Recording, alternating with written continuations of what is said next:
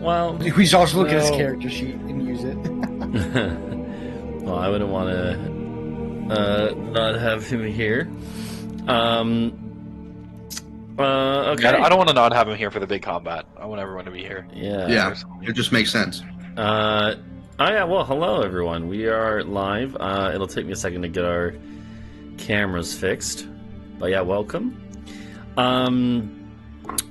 Why don't we talk about what happened last time? Shopping episode. It was True, mostly shopping went hard. Yeah. Y'all, I just heard my dog let out like 400 barks per second. Yeah. There was the dog. The not Pat, or maybe the original Pat, we don't know. Probably not the original Pat. They very specifically told you that they would like to be called Pats. Yeah, but that's because it's like they're plural, you know. But the dog isn't one of them, so maybe that's just Pat. Yeah, I don't remember the dog's name. No, we got the dog's name, and it wasn't anything close to Pat. Maybe as far as you know, it was Patrick. Oh yes, it was Patrick. Yes.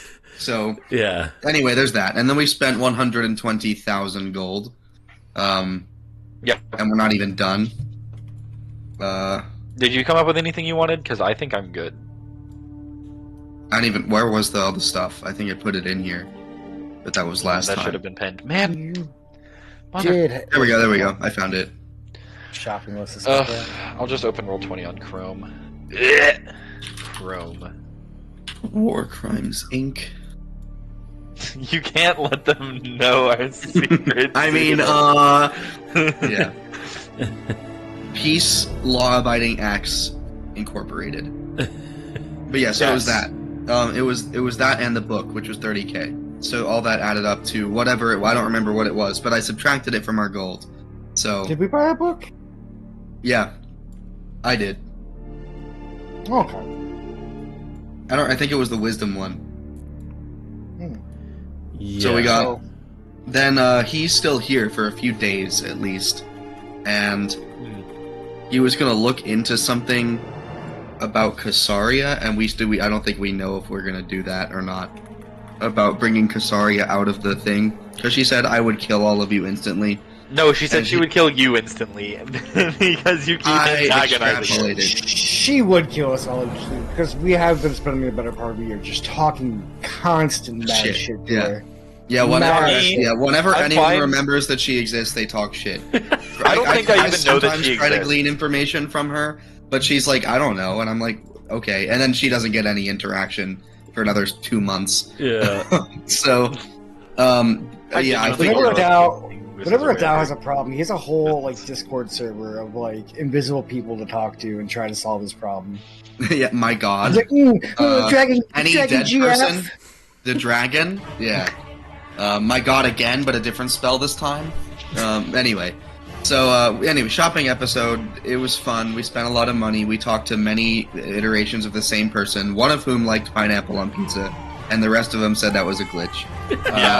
Even we didn't talk to him since, so Yeah. hopefully he's okay. Then I don't remember who got a vision, or someone or how we were alerted to this. But somebody found out that Keenan, who was one of Talvo's spies, who had double-crossed us. I know it was Hingwis, but how did you find out?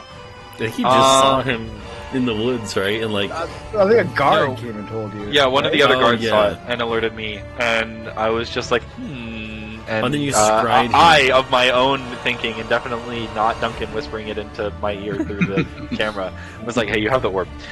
So I orbed. Which, now that I think about it, it's pretty fucked up. If one of my guys was being seen, and that guy's doing some shady shit, why didn't they just say something to me? Because even if he was doing they're something probably shady scared that I that you told do him something to, weird, like stab him and revive him again. oh yeah, because That's a good question. That is a good question. again, I would like to reiterate: Riley told the Duke to jump off the fucking castle. Yeah, well, Keenan, tried to tell a bunch of goblins to kill all of us, so up to you which one's worse. Yeah. And Hingwis suggested to him to take the money back and bargain harder. What was it? and redisplay it as like a pyramid scheme. I think. Yeah, and then the Goblin King or like Goblin Warlord, whatever, just hacked off his arm there. So Immediately was just like, nah. Yeah, Talvo had to point out the difference between a wolf bite and very because I got a severed 1. limb.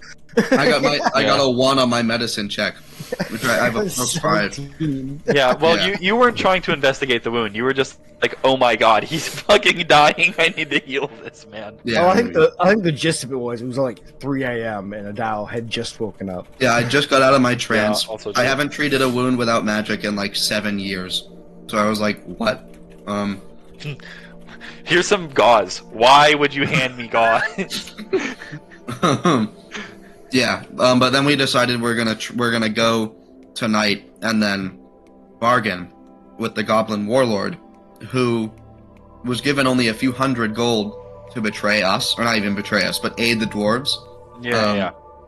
Then we're gonna go over there with a chest of silver with some gold interspersed and like some chalices and gems and stuff to make it look pretty, and then say like, we will slaughter your entire bloodline if you so much as show up in our mines. I will annihilate every goblin for 30 miles, but you could kill the dwarves instead. And then, you know, we'll do something like that. And then we have to try Keenan. We have to try Keenan. You're going to jail.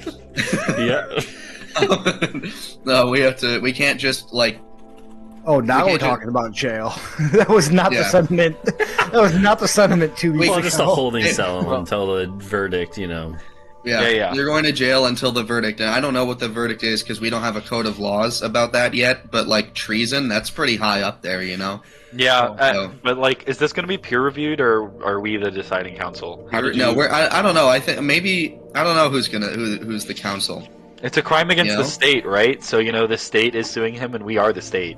I guess. I mean, I don't know. Do we want that to be the foundation of our republic? Yeah, but like, what if a bunch First of official normal act is people? to The execute. first is to take control of the tribunal, which is supposed to be elected, and then immediately use it to execute somebody for treason. But it's high treason. It's like It is. It's funny because it literally was treason. But anyway, be- we'll figure that out tomorrow. Yeah, it'll be like the Dutch Republic, where it's like, you know, occasionally you just take over and make all the executive decisions when you're at war, and then it's like, sorry, you don't get your democracy right now until we're done dealing with all this. Exactly. children. We just The government keep, is busy. We just keep declaring war on stuff. Yeah, We've Okay, always been at war goblins with are dead. Belgium. We've never been at war with Germany. yeah. never. Okay, yeah. There's like Well, multiple video games where you do that, by the way. Just Yeah. be Yes. at war in order to be a dictator. So, yeah. Okay, so you guys basically, yeah, we will say that, that Helios is, We didn't wake him up. yeah, He's- okay. He's asleep. He's a freaking Boarman, man. Yeah. And yeah, I think Britsha, are you here? You just don't have your camera on, but are you here to help with negotiation? Oh, Okay. Hello. yeah. Hello. All right. Yeah, in case you're needed to help with negotiation. Yeah, we're gonna be dicking monk around is in the online woods at for it. night. Yeah. So, I guess I should also describe to Logan. Logan, when you saw the Goblin Warlord, I should mention he was not a normal goblin. Okay. He was even though he had goblinoid features, there are multiple types of goblinoids as well. There are I know you post them in the fucking chat all the time. There's the big titty ones. Yeah, I know. Well, I didn't mean like that, but yeah, But those two. There's mind goblins. No, yeah, exactly. No, but there is the classic ones there's normal goblins, and you have hobgoblins, and hobgoblins are much more human sized. They're around the size of a human, and they are much more intelligent. And then there are bugbears, and bugbears, bugbears are like 7 or 8 feet tall. They're kind of like the big brutes of like goblin forces. There are other variants too, but those are like the main ones. So here's the thing, Logan, is that what Hingwis saw was this goblin warlord did not look like any of those 3. He looked most like a goblin, like a normal goblin, but he was like 8 foot tall and like very like portly and just stout, like, and just kind of like a he also like just kind of like he was very muscular, like just really weird looking. It always comes back to hot goblins with me. What the fuck, dude? He wasn't a hobgoblin. He was so tall and strong. Oh my god. Well, yeah, but he kind of has like a beer belly. Like he's not really like just all muscle. Dad bod. No wait, dad botted goblin. Hold up. He kind of, yeah. He's kind of a dad botted goblin. Yeah. So that's why it wasn't like I didn't really describe it last time because it wasn't. Well, I wasn't sure if how much interaction there would even be. But now that it's come to the point where you're planning on going to meet this guy or confront him, figured I should mention that. Which is why it was like a normal goblin. Normal goblins are not like super strong or anything, so it would be weird to just be able to lop off someone's arm. But this guy is like pretty big, and so he just went like whoo, with a big like curved sword. Oh, curved sword? Yeah. Holy shit. Yeah, he's got like a. Like, it's like the size of like a Odachi or whatever. Okay. Is that the right one? Oh, yeah. Wow. That's the large one. Yeah, like he basically is like the drunkards from Sekiro. I mean, you probably, I don't think anyone. If you're cultured and you've played that game. Yeah, if you look up drunkard in Sekiro, that's kind of, actually, yeah, that's a good, this is basically the proportions of this guy, of this goblin guy. If you look up drunkard Sekiro, that's basically what this guy looks like, except more goblin-y, not human-y. So, well, that's kind of his build. Oh, yeah. That's kind of his build, and like he's got a big sword like that. Like, it's pretty imposing looking as far as goblins go. Yes, he's just that, but green and hairier. Yeah, greener, hairier. Like, do goblins have scales, or they kind of have like? I don't think so. I think they have skin. I don't know. According to all current scientific study on goblins, yeah. But yeah, actually, roll me a insight check, Hingwis. First roll of the day, baby. Mm-hmm. Fuck am I? I keep not sending you an image. That's fine.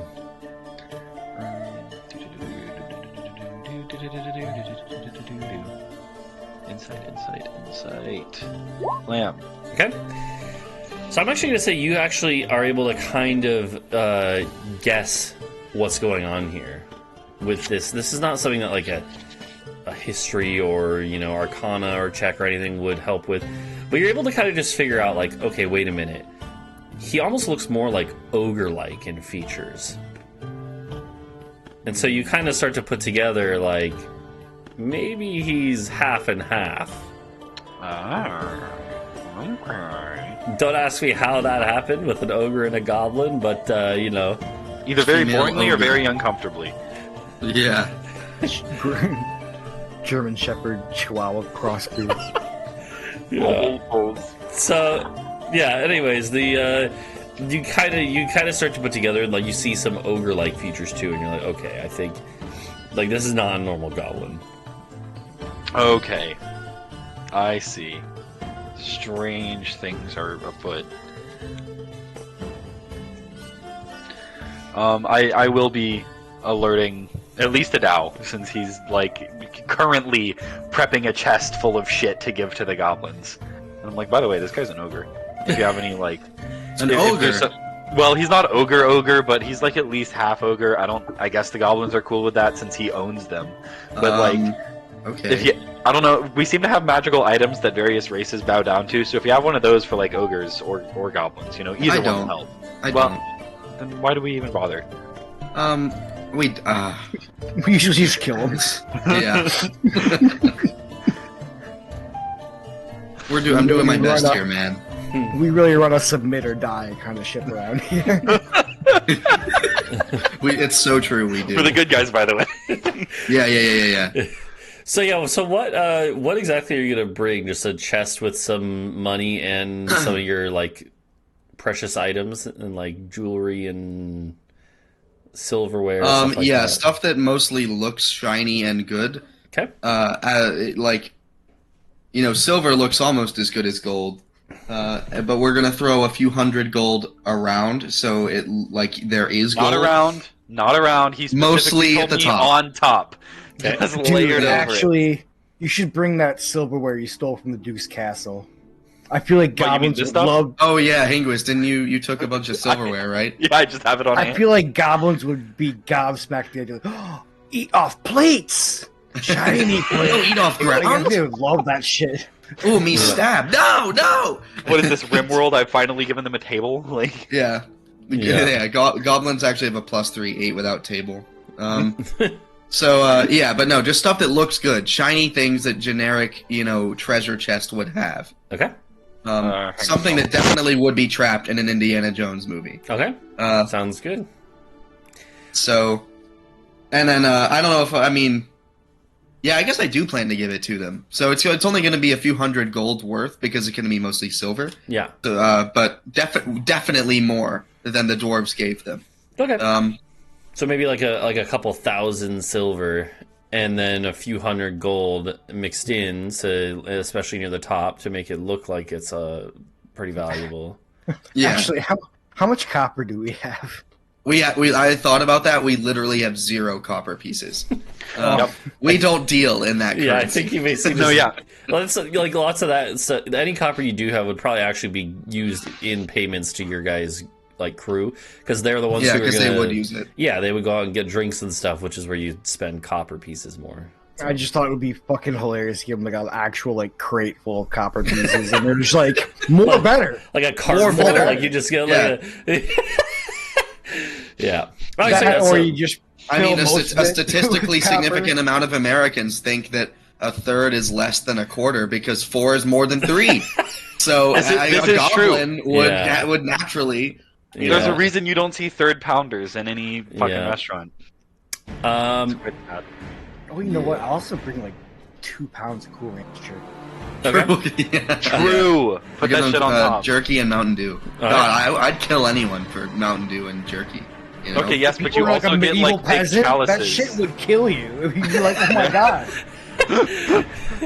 Yeah, your liver would just shut down. Yeah. Yeah. So you guys would get all this, and then I'm assuming how are you gonna take it there, like on a couple riding elk or whatever, or just like I'm just gonna get big. How long can I be big for? Actually, that's a good question. Probably an hour, right? I mean, I'm gonna ride. I'm tired, man. I don't want to. Or do elves get tired? I don't know. Yeah, I mean, I think that you still need the trance to keep your energy levels high. Giant might only last a minute. Do we not have like Now any just blew fucking 60K horses or on a belt that anything? makes it so fucking strong. I think he should just carry it. Yeah, well, I do have 27 strength. That now. is okay. That's a good point. You could just carry it on your shoulder then. Yeah. Like, I forgot about that. Like a fucking Santa, dude. You got a big old sack. Yeah, Like, yeah. yeah. Oh. But no, you have. There's no horses here, so it would just be riding elk if you want to, have them. But Yeah. Because horses went extinct and there's no colonizers. They didn't introduce any. So yeah. Because horses do exist in the old world, right? The only Yeah. functional thing we can use to draw carriages in this entire continent is elk and Yeah. slaves. But they're like specifically like bred for riding. Like they're not like elk in a normal sense, because at this point they've gone a couple thousand years of domestication for the purpose of like riding. Okay. Fuck. All right. It's like a horse with a cow. You would know in front this. of it. Yeah, but like, Yeah. goddamn. yeah, and you have. I mean, some right? of That is. those, It's kind of baller, though. You know? True. It's extremely baller. So yeah, you guys would head out, and yeah, maybe you would be riding on the elk, but regardless, Adau is just carrying the fucking chest on his shoulder the whole time. It's like a boombox situation. Yeah. Yeah. Yeah. I mean, it's probably not like a full like Dark Souls sized chest. It's probably a smaller one, but that's Yeah, still like the little Skyrim lockbox chest, I guess. exactly. No, maybe bigger than that, but... Yeah, but something like that, where it's, yeah. Alright, yeah, so, you guys would, also, Hingwis knows the way, Bree also has at this point, has definitely scouted out most of the surrounding area. Bree probably even knows the exact, like, cave that the goblins are in.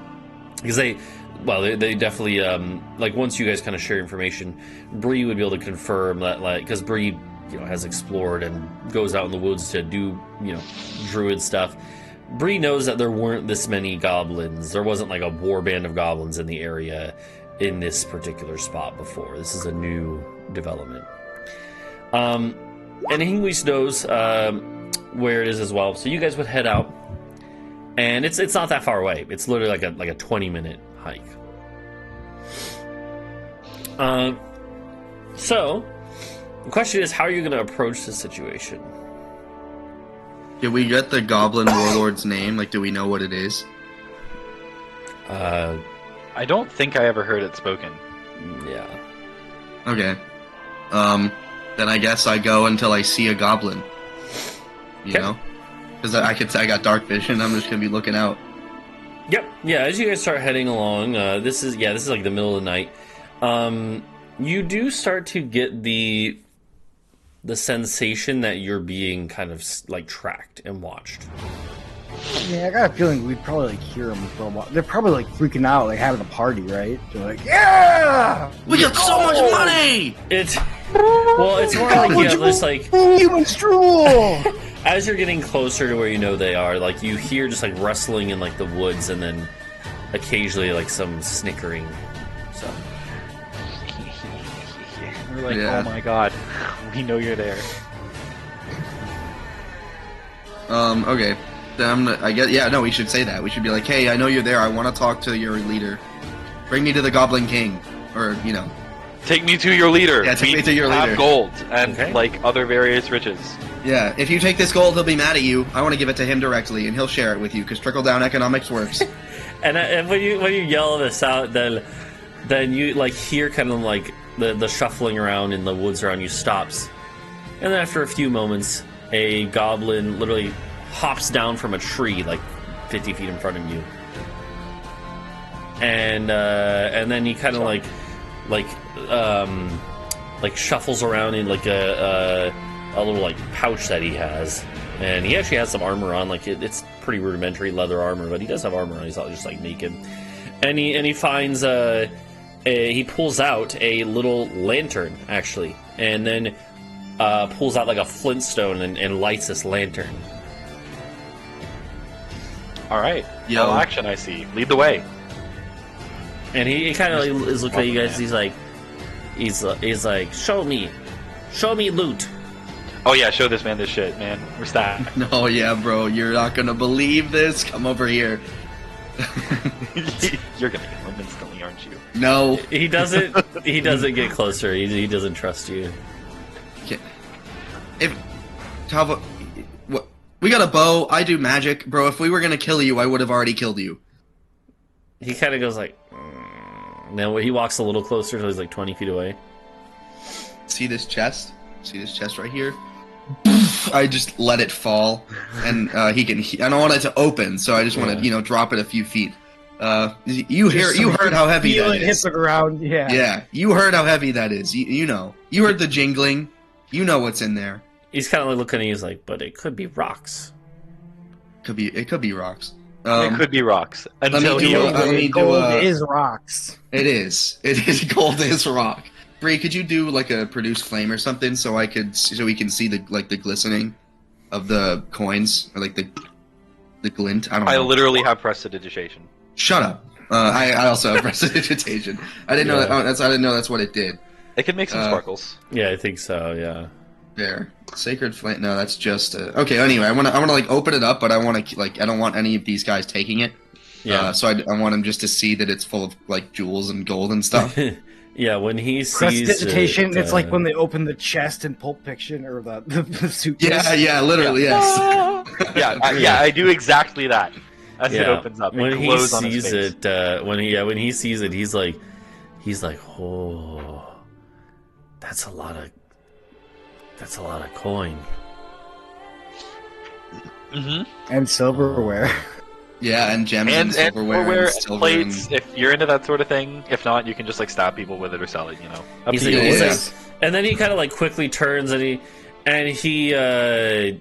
calls out, and like a bunch more goblins start dropping from the trees, and he's like we lead you, we be good. All right, cool. I pick up chest, and then we will follow. Yeah, and this way there's like 20 goblins surrounding you guys, and none of which are particularly threatening at all. Like this guy, it looks like he's the leader of this group, and he's still like you could probably just like one shot him. But they kind of like start getting in position to literally escort you, and they like are just like completely focused on like the woods around them, and some of them are like yeah, like just like getting each other hyped up. And Yeah. I want to get into the good graces of these guys. Okay. So they're like, yeah, they're chill. If once we're in there, you know. Okay. I don't know what a goblin's like. Money. Gold. I would toss like maybe like a quarter pound of that jerky to the goblin leading us. Like, here you go. This is for helping us. Yeah, try that shit. we give them all pouches of the Mountain Dew. Yeah. Okay. You pass How them does out, that, so- brother? I literally pour some Mountain Dew in a chalice, like one of the chalices that we have in there, and I'm like, bro, try this shit. Try Do that. not take You the gotta chalice. try Your this king- shit. Your You king gotta will try hate you if you take the We chalice. literally Definitely just try the gave Mountain like Dew. five. Buddy, fuck it. We'll give him some silver. Who cares? Who cares? Okay. 5-year-old's birthday party, and we just busted out the 2-liter Mountain Dew. He takes a sip from this big chalice, and he's like, and he's like, that good. Gas in it. The first Oh, one yeah, comes free. man. But after that, After that, you gotta pay. Here, you can So put that- this silver. So that at this point, when he does that, he passes it off to a couple other goblins, who then start like fighting each other over it. Like they're like yanking the chalice, like, and he has to literally go over, and he literally takes his sword, and then you think he's about to like slash with them, but then he just takes the pommel and goes bonk on the head of like one of them, and they fall back, and he's like, take turns. And then they kind of like start taking turns, and They got it. all the goblins are very very they all seem to like it except one. One of them doesn't like it. That's okay. Does he like the jerky? He loves the jerky though. Yeah, There we go. all right. He's like I'm trying to watch my cholesterol. I want a paleo diet, guys. Yeah, human only, raw. Processed sugar, no good for me. Yeah, and then he's like, yeah, but no, so then they kind of fall back in line and keep guiding you guys. And as you guys can continue getting closer to where you know this cave is, then a couple other groups of goblins join up. But what's interesting is that they kind of like will come out of the woods and like be like cheering and have their own like torches and stuff that they're carrying. But when they kind of like start approaching, the one that's leading the group that originally approached you kind of like hisses at them as like, follow behind. Like he doesn't want them getting too close to you guys. And you can tell it's basically like there's like rival groups that are like he basically wants to get the credit for finding you guys. Hell yeah. I respect it, man. Might makes right. You know what's your name, Mr. Goblin? If I may ask. His name is Broglin. Broglin. Yeah. the Goblin. That's right. Broglin the Goblin. All right. You're a real ladder climber, huh? I bet you're probably like second command goblin, right? Like you're He's like honestly, I'm above second in command. That's oh my god. Helen, I don't want to. Let's not tell the king that. Oh, he might get mad. He might get threatened by you. Look at you, man. He's like, no, I'm not messing with King Oof, but I'm above. Oh, there's his lore second. behind that name. I'm above his second in command, though. That's how big I am. I believe it. Meanwhile, he's like 3 feet tall. And So Yeah. big. Hell yeah, He Goblin. is so big. Hey, dude, we can can make him. We can make him like 8 feet tall. Yeah, I can make you huge, by the way. It won't be permanent, but like just occasionally, whenever it's you like, want. what? Yeah. You can make me big as King Oof? Maybe How tall is King Oof? like 8 8 feet tall, yeah. Well, for 1 minute a day, yeah, Well, for like What? a couple minutes a day. like a couple minutes, more than yeah. If we were to use all our power combined, we can make Probably him girlfriend really like big. that. Yeah. He's like, yeah, he's just thinking about the possibilities, and so he kind of falls silent. He's like, oh my god, I could be huge. I could be massive. It could be so big, like it's like the Boarman. You Yeah. get big, 'cause Yeah. people worship you. Mhm. Or like a lobster, you get big because you didn't get eaten. True. Anyway, So they continue leading you on through the woods. Like I said, a couple other groups of goblins meet up, and by the end you have like 60 goblins surrounding you. Oh man, a couple fireball beads would go so hard right now.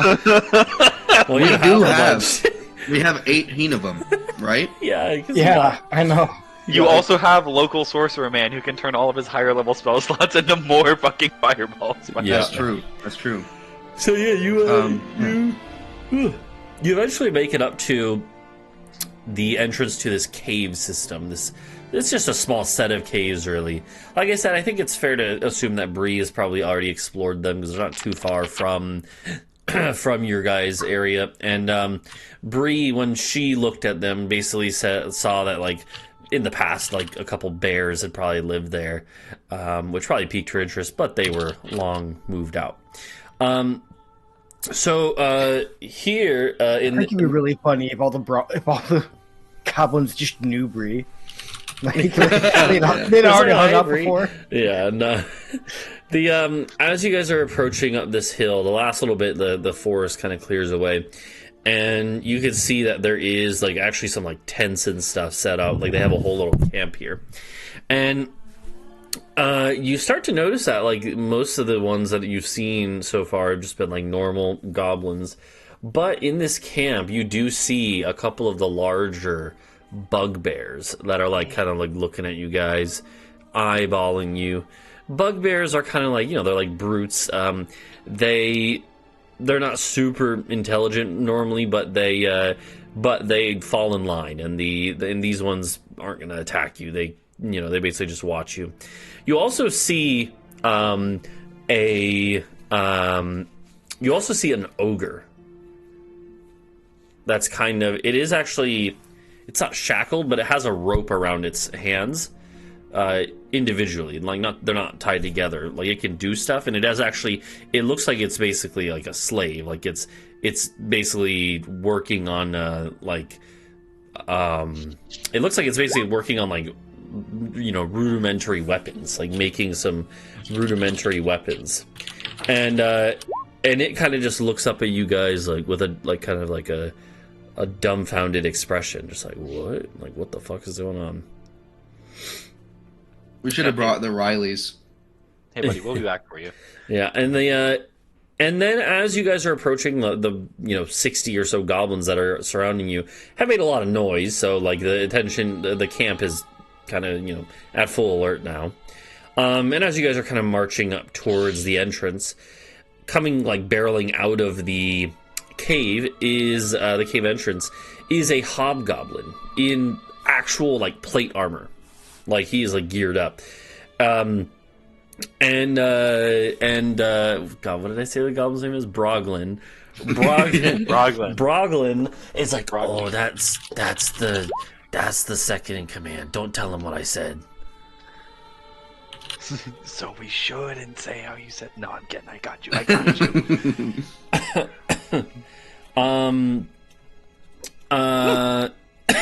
Hi, Jenna. Holy crap.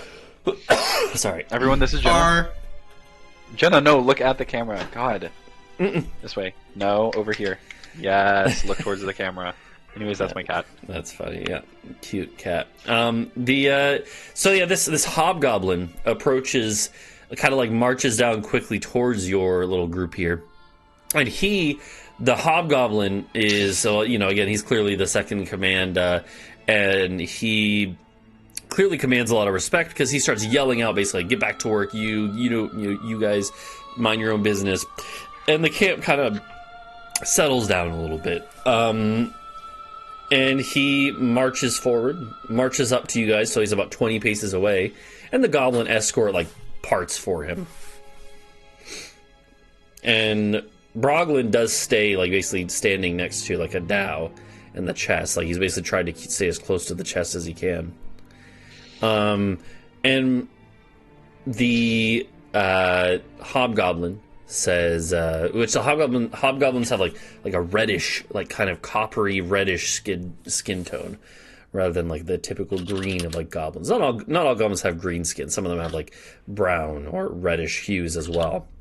But this hobgoblin looks to you all and says in a fairly fluent common, actually, or human tongue of this area that you guys speak, he calls out and says, "What is the meaning of this?" And before any of you can speak, Broglin, or you can say cash, and Broglin then kind of runs forward and says, I brought this! He's immediately taking credit. The hobgoblin just ignores him and is like, "You're from the town, aren't you?" Yes. I'm sure you know why we're here. How did you find out about us? Because the dwarves backstab everybody. Yeah, it's not that hard. We dealt with the guy who engaged with you. We have our ways. We see all, if you will. He kind of thinks about this. I have this chest. I'm not here to kill you. No, yeah, you should open it. You should show him what's in the chest. I'll show him what's in the chest. Mm-hmm. And when you do, a bunch of the other goblins hadn't seen inside of it, right? Most of the ones around you now haven't seen it, and all of them are and there's some chitter chatter, as some of them are I want it, and then the hobgoblin just kind of shouts out halt, and they all kind of calm down again, and he's he actually says he's best to close it when we're on the rabble. Yeah. Yeah. And none of the goblins even realize what he said. Well, from what you can gather, most of the goblins don't even speak any human tongues. Broglin was kind of the exception, and even his was a little broken. So he, so some of the stuff you probably wouldn't actually know what the goblins are saying, but you would be able to tell. Yeah, we get the vibes.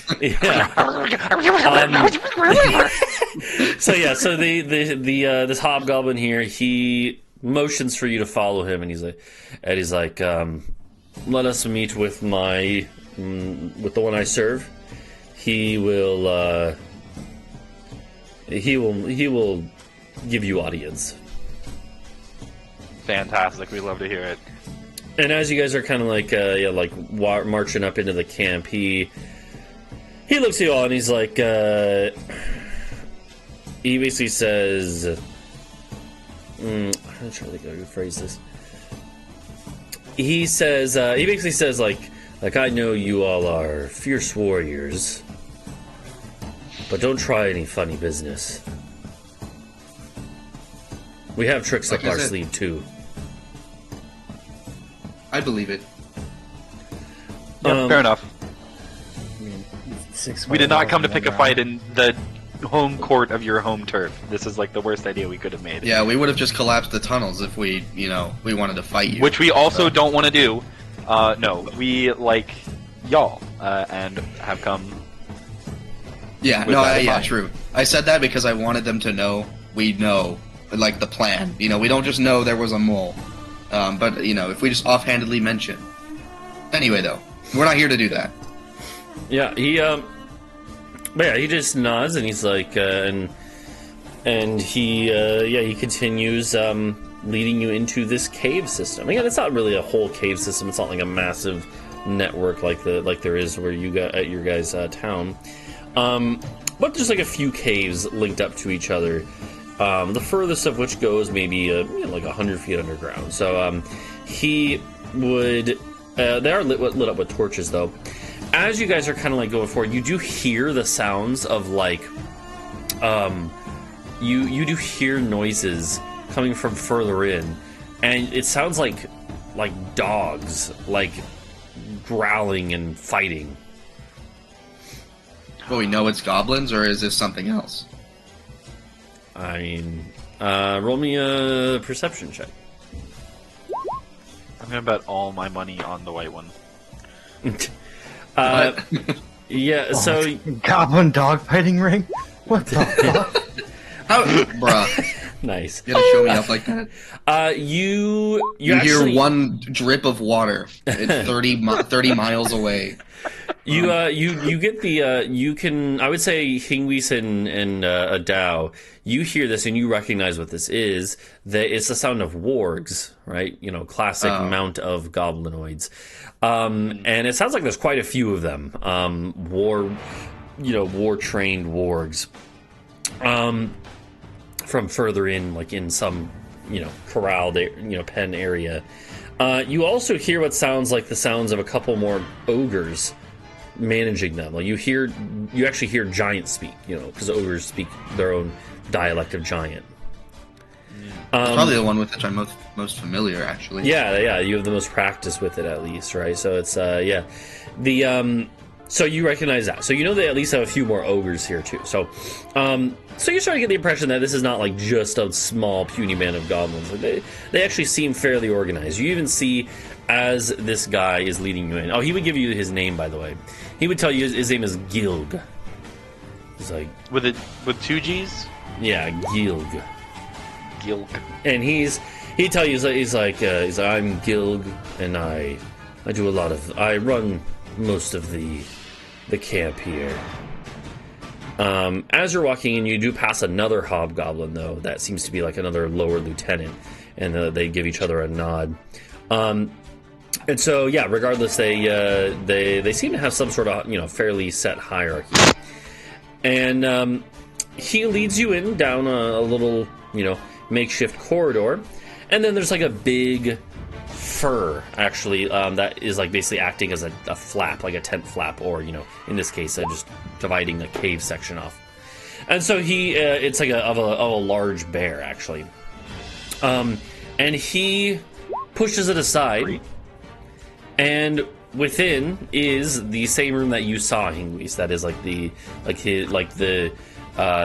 this warlord, or king as he calls himself, Oof. His, by the way, Oof is just spelled U-F, Oof. King Oof. King Oof's little, chambers here, where there are a few bugbears, and then, maybe, a dozen goblins, and maybe a hobgoblin or two. It's a decent-sized chamber. They have a fire in the middle with, food roasting there.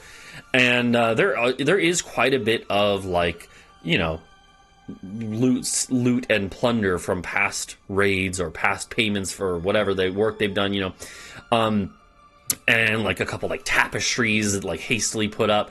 It is nothing really too fancy, nothing compared to your guys' loot that you have gotten from your stuff, but it's pretty respectable for a band of goblins. And so he, and you guys all do see before you now. Hingwis has seen him once before through the orb, but you do see Oof, this 8-foot tall, half ogre, half goblin. And he, again, he has the proportions of one of those drunkards from Sekiro, very just big proportions. And he has this big sword laying at his side. And he kind of just studies you guys as you walk in. And Gilg kind of marches in and announces your guys' presence. He says, he actually looks back to you for a second, Gilg, and is like, what do you want to be referred to as? As a group? Shit. The protectors of the Golden Keep. Okay.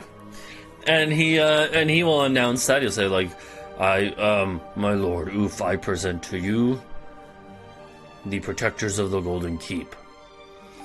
And he kind of Gilg looks back to you, and he kind of motions, basically that you should bow, is the vibe you get. Do you guys bow? Yeah, I've been through this fucking song and dance before. Yeah, I get a big like stooping bow with like the like one arm is like the whole the proper bow. Yeah. Yeah. No. Yeah. Been through this one before. I'll take a knee briefly and then stand again. Okay. Does Talvo I will tip my hat to him. tip your hat? Okay. what about Bree? Does Bree bow in any way? Bree doesn't do anything. Bree just stares at. Okay. Does Bree have her rats, by the way? Yeah. Okay. All Yeah, three, bye. or Well, yeah, all three of them would be okay. hanging out. Nice. Monkus is definitely, I imagine, at least terrified, right? Like, Monkus. where do you think Monkus hides, like, if he's terrified in a situation like this? I was just thinking that probably. Like, I was thinking it'd be like under your hat, and like you just peek out every once in a while, and then like. yeah, you could do that as well. Okay, yeah, he probably wherever he thinks is most safe at the time. Okay, and the yeah, and after a moment, Oof kind of like looks at you guys, and he kind of then he lets out like a hearty laugh. He's like, he's like, I wasn't expecting more visitors tonight. Well, we were not expecting to be here tonight. Unfortunately, it's a matter of necessity. The man you received earlier, who I'm sure you know, was a member of our retinue, has been dealt with, on accordance of, his betrayal of us by consorting with the dwarves through you. Is Keenan's arm still laying on the ground, or no? Yeah, where is it, actually? That's it. Oh, that's a good question. Okay, I feel like I'm thinking about what would happen here. I think it's 50-50 whether he would have just, like, tossed it to, like, to be fed to the wargs, or if he would have kept it and just played with it as a toy. So I'm going to roll. We're literally going to say... I'm going to roll 1d100. If it's below 50, then it got fed to the wolves or the wargs. If not, then he is like fiddling with it. Okay, it's 69! Yo! Hey, I don't want to know what he's doing with the arm. Actually, I think we're good. He's using it to jerk himself? Like mid-conversation, he's going in. Dude's fucking arm. No. That's so funny though, because I always make 69 like a success. Yeah, number. we get it where there's not one. No, yeah. In this case, it doesn't mean anything. No, he literally though is like, like sometimes if you're bored, you like take like a pencil and like flip it around your fingers. Yeah. He's basically doing that, except like it's not, his hand isn't quite big enough to do that, so he's kind of just like spinning it like on top of his yeah. So then you mention this, and he's like, he's like that guy. Yeah, he's like, yes, yeah. Mm. Well, he should have. Hopefully he learned a valuable lesson. You don't take a goblin's treasure away when you've already given it to them. Damn straight. So, yeah, tough lesson to learn. I wonder why he was so stupid to do that. That's really... That's what you can always expect from the dwarves, is to try and fucking betray you. Yeah, especially with such dwarves severe cases of idiocy. Exactly. He was... it's no surprise that they told him. He was the whole story. It's no surprise they told him to backstab you.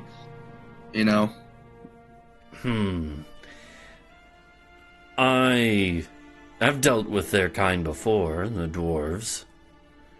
This isn't my first raid I've done on their behalf. But I've never found them to go back on their payments like that. Well, they came to us. How many months ago? This was almost a year ago. Of course, I'm not going to differentiate between the two different kingdoms. And promise. What even was the arrangement? We promised that we would use our castle to help a dwarf reclaim his noble title. And then he backstabbed us immediately and tried to take the castle from us. Twice. The same guy did it twice. So we obliterated the entire town. Fool you once, shame on them, y'all. Like, Honestly, I'm surprised you let it happen again. We were naive. We are not naive anymore. So anyway, why we're here? Yeah, I'm the whole take purple the worm chest down now. rampage was really Yeah, I'm a sure you've heard about turning it. point.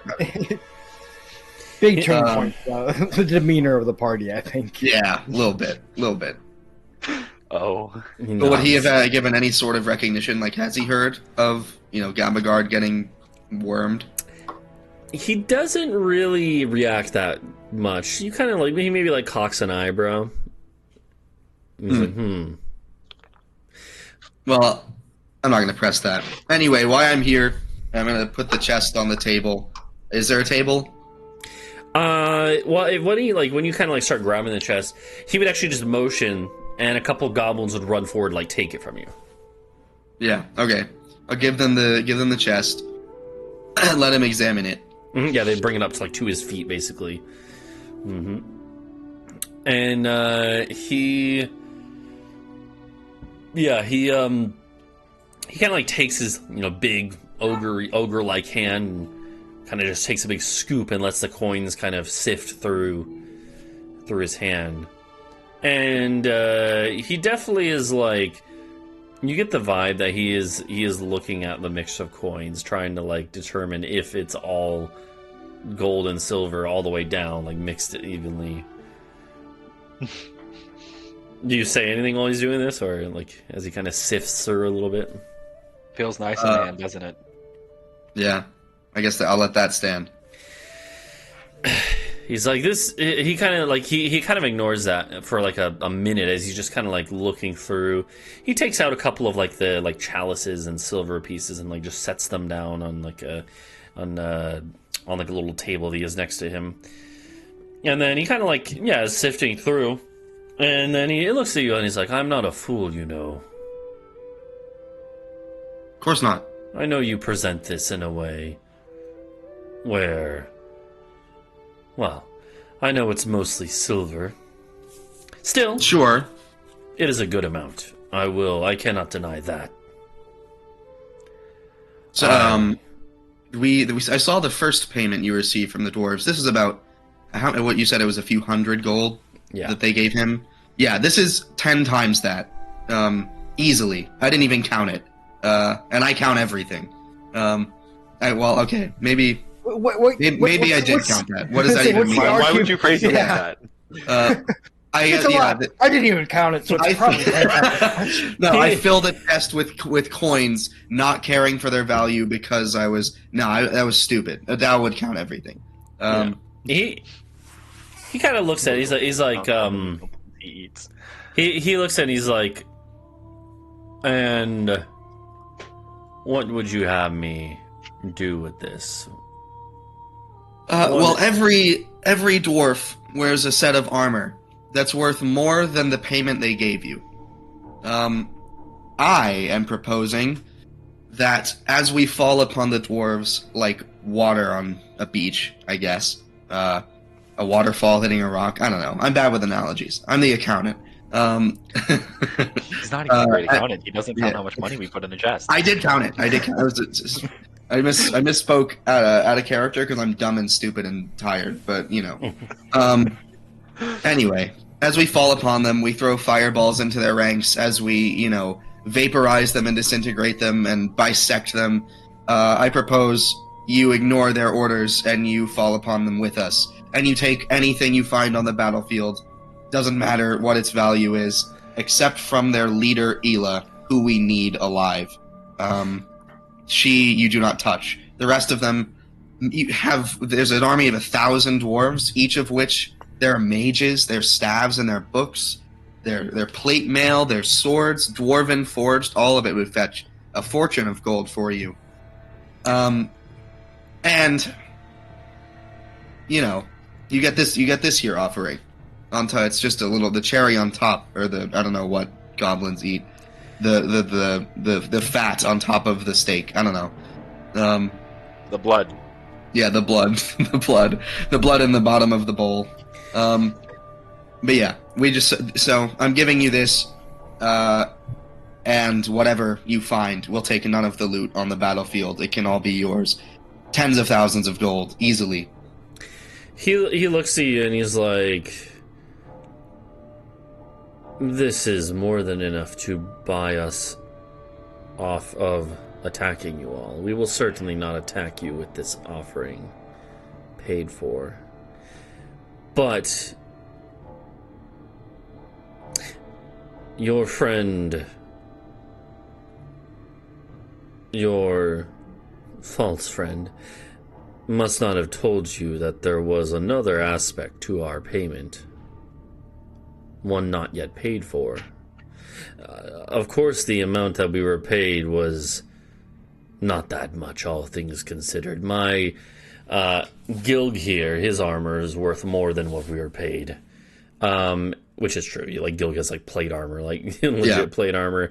And so he looks and he's like, trust me, I know a thing or two about war economics. I may not look it, but I have my fair share of battlefields I've raided and caused.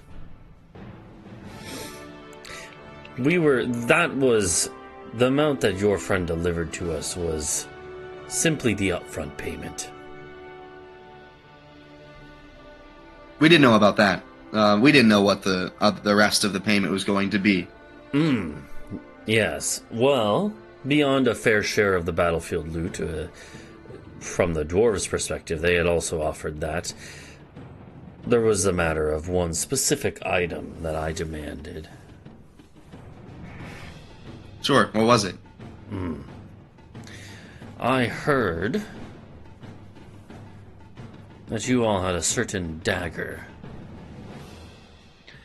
You want to be possessed by a demon? He's like I've heard stories of this Relg, and I think him and I would get along quite nicely. He's kind of a dick. I'm gonna tell you that right off the bat. Well, dickery aside, I would like to inquire, who do you plan to get revenge on using Relg? Because he is... There are all sorts, but mainly the dragon elves and lizard folk of the south. Yeah, I'm down with it. And the lizard folk. I mean, they didn't do much wrong, but like... Okay. Yeah, Great. Sure, we'll deliver that to you if you fall upon them during battle. If your forces attack them with us. You all hear in your head, no we won't, LMAO. Yeah. Roll me a deception check. Oh, my deception's bad. Oh, man. You have fine. one. Hey, oh wait, no, I don't have that. Helios isn't here either. Well, I hope I roll good. I don't have silvery barbs, but I can give you a bane or boon. Sure, yeah, what is that? 1d4. Alright. Oh boy, this is gonna go really well.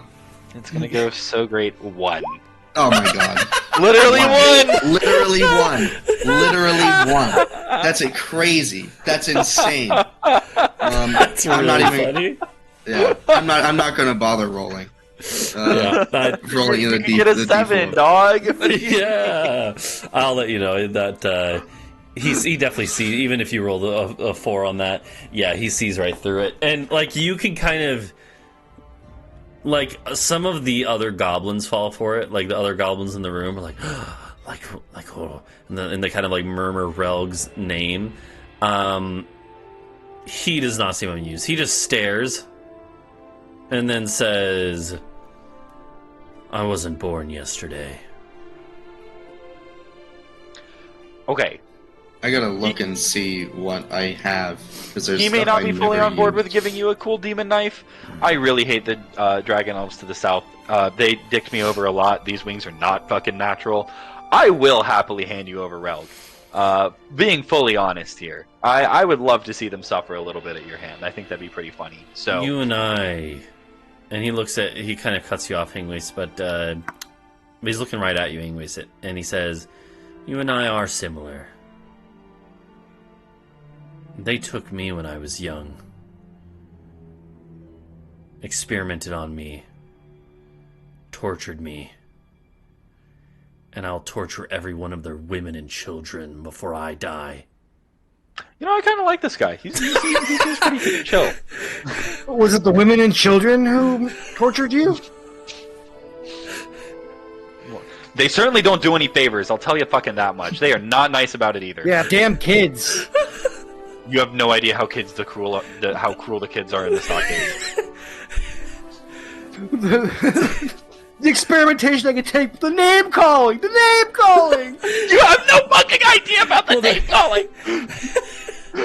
I do. I'm the one who called the names, you loser. So regardless, he kind of says that, and like when he kind of says it, you can hear the spite and the pure hatred dripping from his voice, the pure evil intent. The rest of the goblins kind of like murmur, like they kind of murmur a chant in Goblin. That do any of you speak Goblin? I don't think so. No, Sure shit don't. I don't. Yeah, and Goblin isn't really related to any of the language. Like it isn't related to Giant. He happens to speak. Well, he hasn't spoken Giant, but presumably he also speaks the Ogre kind of dialect of Giant. But he's only been speaking in his common tongue. And the goblins in this room do seem to be kind of like, again, several of these do actually speak like the human tongue of this area. And they, being the kind of like, lieutenants or group commanders, and they know what he's talking about, and they kind of start murmuring something in Goblin. None of you know what it is, but you're pretty sure it's some sort of like chant about murdering, the enemies of Oof. But you do get the impression that like none of them are like as invested in it as he is. They basically just respect him, and that's what he wants to do.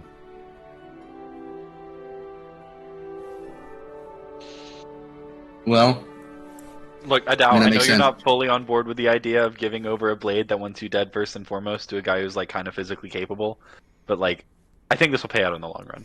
No, if we give him the blade, the first thing the blade's gonna tell him to do is come and kill us because we pissed that guy off so much, so much. Look, we can talk about this later. We have to go back for the blade anyways. We can talk about it there. I think we should take care of this. You guys are like whispering and then also like telepathically communicating through Adau. And yeah, I guess. does Bree have anything to say telepathically about this? I think Bree sees this room's full of treasure and is like, Yeah, I was gonna say Bree is trying to figure out how to steal from the chest. Okay, she's not at all put off by the hand that he's twirling around. No, not really. Fair. Okay. You're talking to a werebear here. Yeah, that's True. fair. And they have a bear statue. They like bears here. Yeah, well, no, it's a bear rug that's being used as a curtain, basically. Okay. Yeah. So No. there were at least 3 ogres. There were at least 2 hobgoblins. There were at least like a few hundred goblins. Okay. I mean, I guess that's like sizable. That would make the battle. It would make it'd turn it from challenging to a cakewalk. How big is the passageway behind us? I mean, it's like 10 feet wide, like 10 feet tall, roughly circular. What are you thinking? I'm thinking Genie shows up and puts a whirlwind behind us. We just murk this guy. I thought about that too, but with that, and then Lieutenant Broglin becomes King Broglin. I'm just gonna say you don't No even way. need you don't even need an insight check to know that would not work. Broglin would just get tossed aside by a bugbear or a hobgoblin who's like, I'm in charge now. Like, there's a reason goblins are normally at the lower end of the hierarchy.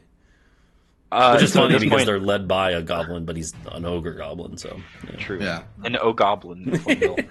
Yeah.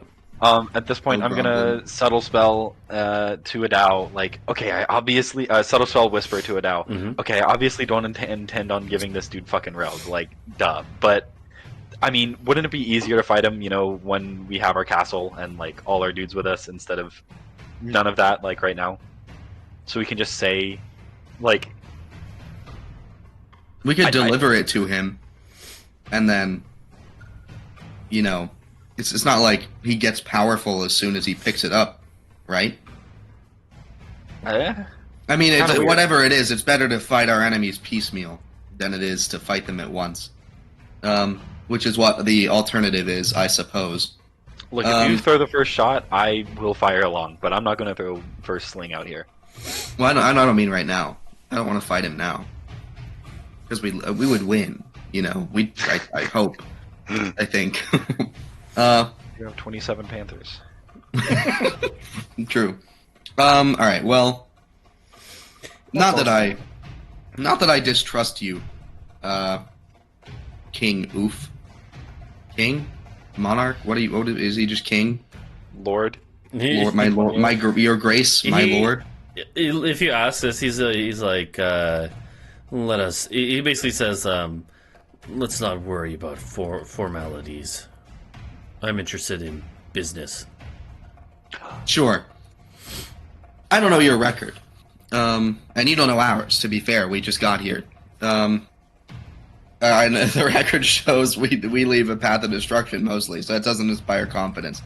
But how do I know I pay you this? doesn't even know our record. Why would you tell Is it right? Yeah. How do I know that How do I know that you're not going to show up in our caves after I give you this chest, and after I promise Rel, which I very much do not want to do, as I'm sure you figured out. What stops you from what is it? Backstabbing us? I am Teaming us. We are mercenaries first and foremost.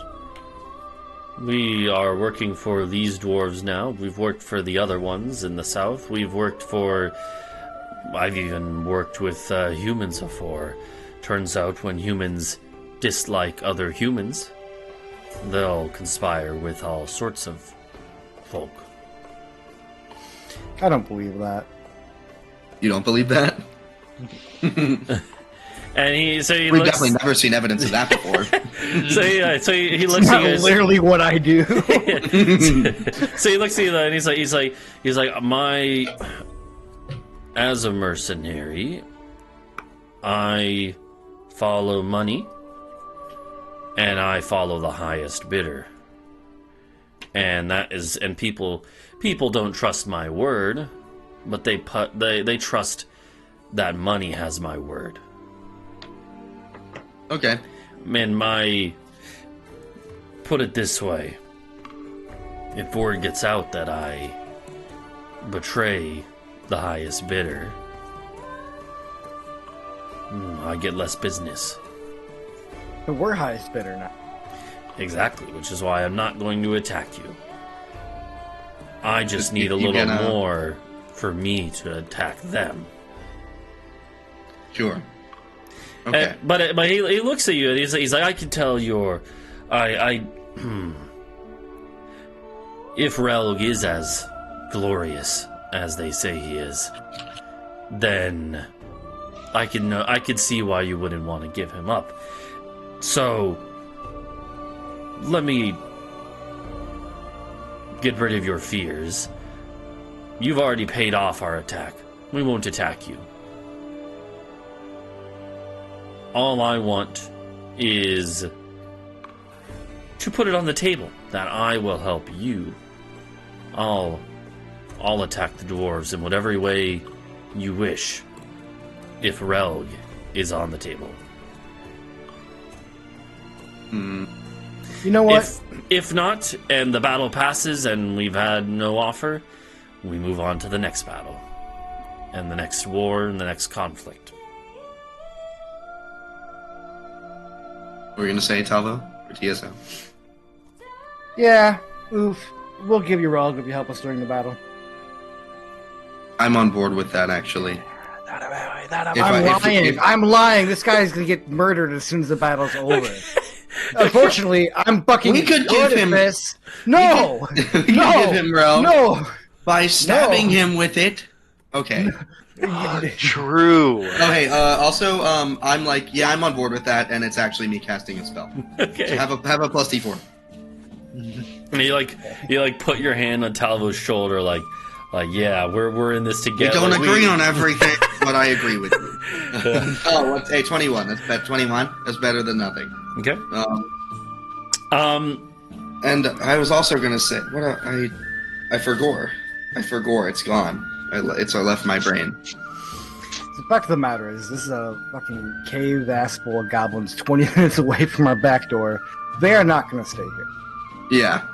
Oh, another. Oh, yes, I remember. If I don't know why this would happen, but maybe the dwarves are spying on us just as we spy on them. If they send you another offer, you send us a goblin with proof of it, and we want to stay the highest bidder. He nods, and he's kind of been like studying Talvo's face intently, just trying to pierce through the bullshit, if there is any, and there is. Well, There's 17 layers of alternating bullshit. But you kind Talvo. of there's a moment of tension as he kind of looks and he's staring. And he said, and he just kind of is staring, and he eventually he just says, "Where do you want us to attack them?" Okay. So do we have a concrete date? Right? For when we. That was like your whole plan. Yeah, but I don't remember it. You had like a couple date range, but you also know it's going to take them a couple days to march down, in which case your scouts will let you know. So you'll have like plenty of warning. Yeah. Okay. So we have our castle. We have our 200 or 300 strong force of fighting age men and women of all kinds, just that we've taken on over the years. We have about 200 or so boarmen. We have all our mages. We have 30 or 40 of my clerics. So altogether we have about, what is that, 600-700 around there. We're going to be meeting them as they march to us to eliminate their numbers advantage. And the boarmen are going to fall on them from both sides of the forest. We want you to do the same from the rear. And our scouts can coordinate with you on when and how this happens. But we will be fighting them from all sides, above, below, all four sides. It will be a slaughter. Hopefully. But you'll make that easier. He nods, and he basically, he would say, as long as we are given a forewarning of a day or so. Yeah, we can do that. We will be in position. Okay. Does he seem like he? I mean, I guess I believe him, but I want to, Okay. Does he? Would I get anything? Maybe I guess I should do the funny. Okay. what Do did the I get detect from bots. that? What did I get from that stare he gave me? Honestly, He was just literally just thinking. He was just kind of considering if he could trust you or not. I should have panached him first. But it's fine. As you detect thoughts, you do get a sense of unease. From him? Yeah, but it's not necessarily open distrust. Okay. Well, can I roll insight? Sure. Yeah. Yeah. I mean, yeah. It doesn't seem like he is actively lying to you, but it doesn't seem like he fully trusts you. Okay. You know, I wonder they say the why. best way to turn an enemy to a friend is to ask a favor of them. So I'm gonna go, oof, by the way, apart from all of this, I wonder what I could do for you to get that arm back. Because the man who betrayed us, I would kind of like to taunt him with his own severed arm. He He betrayed me personally, not just all of us, but he was my friend. as He you hurt me. as you started saying that, he was kind of like, But then when you said that part about mocking you with his arm, he starts chuckling. He gets a kick out of that. He's like, I could appreciate that.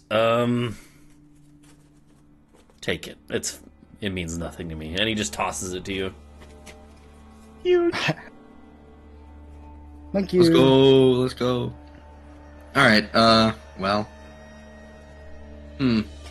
I guess that's all we have to do here. Right? Okay. Mm-hmm. All right.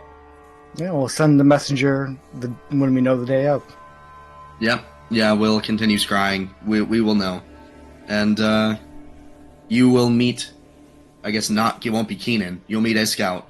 And then, and then we will coordinate further. Thank you for your business.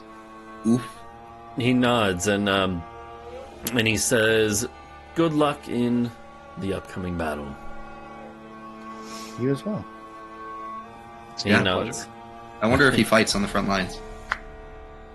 Oh, look at the dude. Of course he fucking fights on the front lines. I mean, I would hope so. That'll make it easier for us. I'd hate to see I'd hate to see the warg that guy rides. Am I right? Yeah. Yeah. Oh, yeah. Right. And you guys are escorted out of the camp, out of the caves, out of the camp. Bree wants to try to steal something. Britsha, roll me a sleight of hand check. As you're like turning to leave, Bree's gonna try to like have a. You're guided. I like this endeavor. Yeah. Take an extra 1d4 as well from my bend luck. Okay, I like to think that both of you guys like notice Bree. You're like, oh fuck, oh shit, like better help her out. She's not good at this. She's not good at this. But 16. I mean, we're against goblins. That's not terrible. Yeah, so I rolled 4 different rolls, and the average is what I'm going to go off of these 4 different rolls. Basically, because like I'm just like, there's got to be a few goblins who would be like watching the treasure intently. So Bree basically, the way I imagine it works is that Bree has like a cloak on and kind of like spins to like leave, and then like literally like reaches out a hand underneath the cloak, just grabs a chunk of like change, you know. And that definitely makes some noise, but also like the kind of whoosh of the cape or like the cloak kind of covers it up. And so you guys all kind of like, as you're walking out, you look back to see, did any of them notice? And it looks like one of the like just normal goblins is going like, hey, but then like they kind of like shrug it off. It must have been the wind. And so you see, and so Bree, you get a big handful of coins. How much? Here, let's say I'm gonna say 4d10 silver and 2d20 gold. Okay. How big are Bree's hands? She just Right? popped 45 coins in one hand grab. Yeah. That's true, yeah. Well, okay, maybe the rats also went and grabbed some, like, somehow. they've been just For going each back finger, and there's forth a and rat. back and forth and back and forth. Yeah, so you get that much. 24 silver, 21 gold, so... I love the idea that Bree just generically reaches her hand towards treasure and like a bunch of rats just start like handing it off between each other. Yeah, a little fire brigade line, like... Yeah. That's right. But yeah, so and so you guys walk out of here. Bree already like counting with her hands like in her cloak, like counting, like, ooh, this one feels like it's gold. and then counts it later for real. But yeah, The edge is ribbed. Perfect. so yeah, you guys are escorted out of the camp, and you're able to make it back into the woods and back to your place. You're not bothered by any of the goblins or anything. They fall in line. They are fairly lawful creatures, at least in a warband like this. So, yeah. You guys make it back. As you're walking back, you could obviously discuss. Okay, alright, lads, what's the rogue plan here? I think we give it to him and then immediately kill him. Why give it to him? To make the fight Fucking, interesting. I'm of half of a mind to come back here tomorrow morning and just burn that out right now. I mean, like, yeah, I I thought won't about fuck that. I mean, I thought we should do the same thing in there. the thing is, I think it's better to waste fewer of our men's lives by having the goblins die, for us, than and then mop them up afterwards, which we won't be able to do on our own, than to go in there and decapitate their leadership and, have them come raid us anyway. But I also could see us go taking all of their loot and being rid of them for the battle, I would rather mop them up right now and not have to worry about us being exhausted from battle and then having to take them on.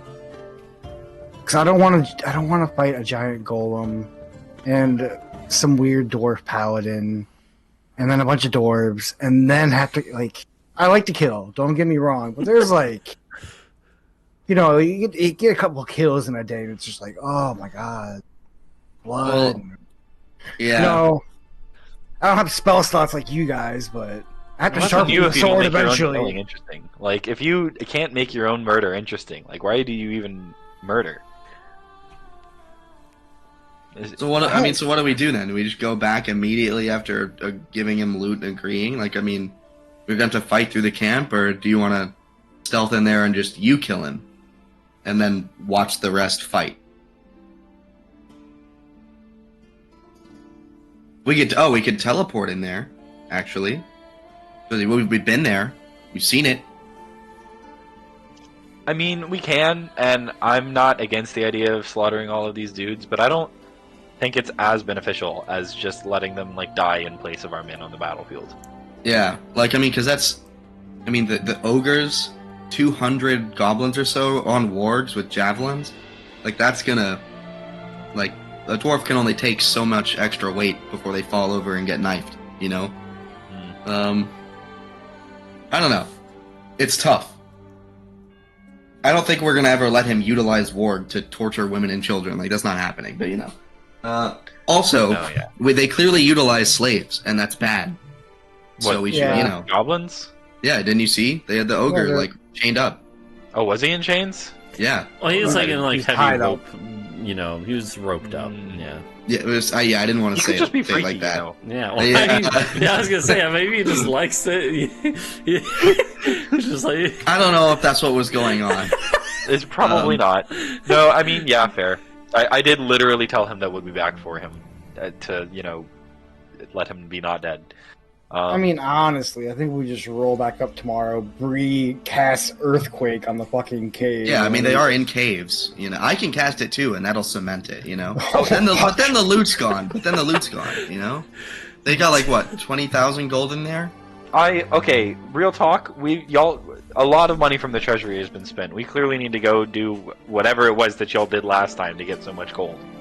We killed a dragon, and then we defeated 3 armies and took the combined loot of 6 months of Dragon Elf conquest. Yeah, from a treasure fleet. Yeah. Yeah, we did literally own a treasure fleet. Yeah, we still do. It's in Taisha docked. Yeah. It's just mothballed right now. Yeah. It's just there. Do we pay rent on that or? No, Kurbak, because we helped him, he's just given us a pass. Yeah. Kurbak is nice. just letting them stay docked there free of charge in the port. We're going to use them eventually to get down to the archipelago, but we are not there yet. For now, we have to get a continental power base, and that starts with taking Calbadal, which is why I think Gobbo help, Yeah, I want Team Gobbo help. Although the earthquake thing isn't terrible. If we lose that loot, whatever. But I'd rather. Oh, you know what? The goblins won't even know if it was y'all two who just cast earthquake on the side and their fucking caves collapsed. That's true. And the day of the battle, we can just make it a blizzard while they're marching, and then fall on them afterwards or something. I don't know. I think it'll just be easier to finish the job once we're up there. Maybe. Although double earthquake, now that we mention it, that does kind of sound good because they gotta sleep in the cave, right? Well, see, here's the thing: is the dwarves aren't dumb, and I get a feeling they're probably gonna, and like you're saying, they probably are also watching us.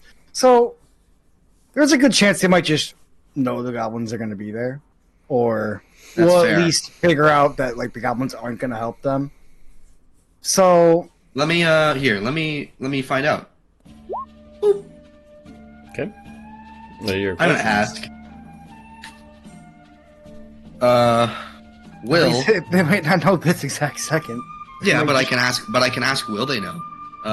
Will the dwarves, the Vargoon dwarves, whom we are about to face in battle, know of our dealing with King Oof or any of his goblin compatriots at any point before the battle? They're gonna know their contact's dead. Yes. Yes. Okay. Did they have something in place so that Keenan could report to them, and such that he will miss that appointment? Yes. God damn it. Will. Okay.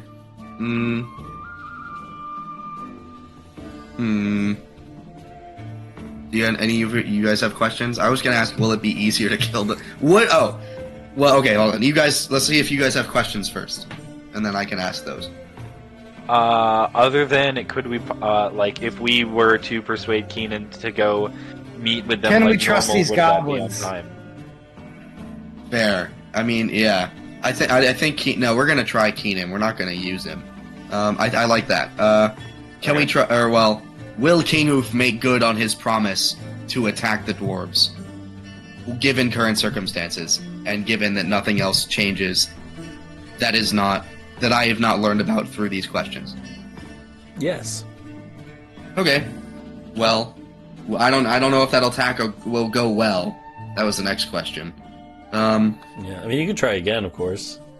I could try again. There's no downside. It's not like Wish where there's permanent downside. Yeah, true. I can make my own holy water. I have pounds of incense. So let's see. Yeah. Thanks, Spicy Kevin. Thanks, Spicy Kevin. He's got multiple uses. Proprietary incense, actually. It just smells like weed. I rolled my die, so ask away. All right. What do you guys think I should ask? Should I just ask? Will Well, I guess. No, yeah. Do you guys have anything? Otherwise, I will ask stupid questions. Ask the stupid question. My thing was long-winded and probably wouldn't go very well.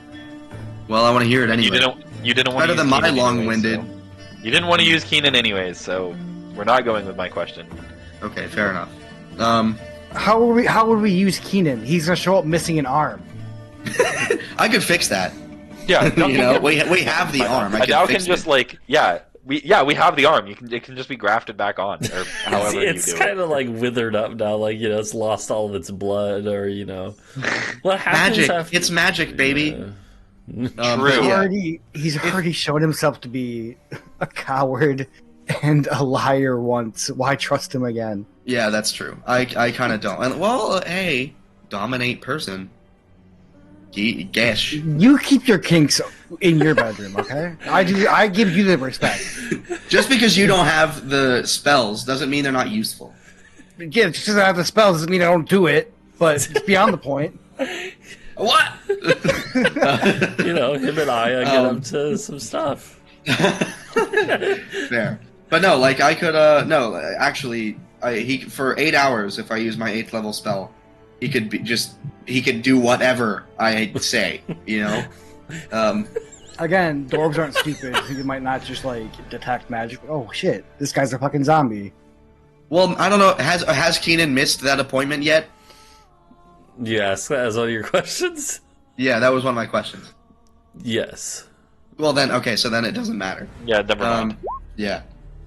Great. Now he's really useless.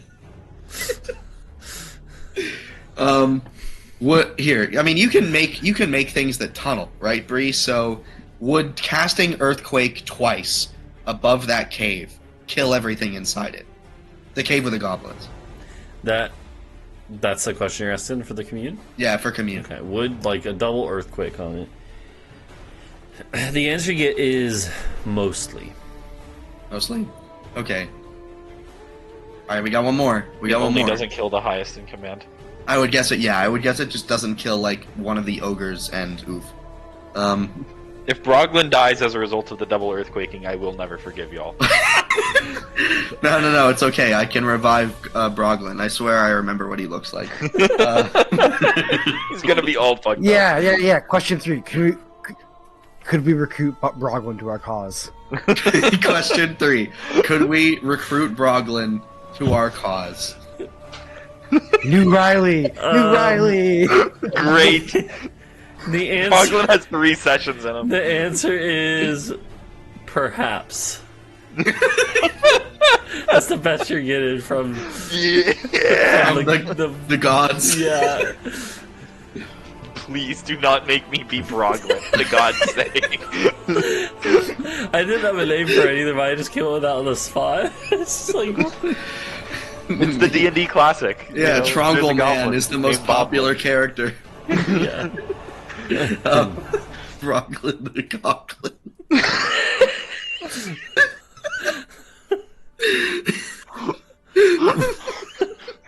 Alright, I think, okay. Does anyone know anything about goblins? Are they gonna go into the cave for the night to sleep, or for the day to sleep? Because they do their raids at night, I assume. Yeah, I've never seen a goblin during the day. Well, except for once, but he was like super drunk. He was very clearly fucked up. So who? Damn it. The goblin. Man. I don't know what that would even be. Nature, I guess. That's pretty good. What are you trying to nature check there? I don't know.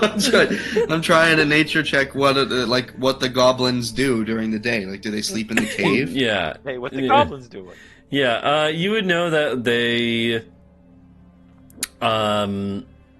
Yeah, like most. I mean, they don't have to sleep. They're not. They don't have any. They're not sunlight sensitive or anything. So they just prefer being in, like, you know, caves and cool, dark places. So they would probably sleep mostly in the caves, and then some of them are outside on the hillsides and in the trees and stuff. So, all right. Who's on board with double earthquake? I'm kind of off board. I can't lie. You're off board. Not even for the Boglin thing. I just kind of like having more allies to kill dwarves with.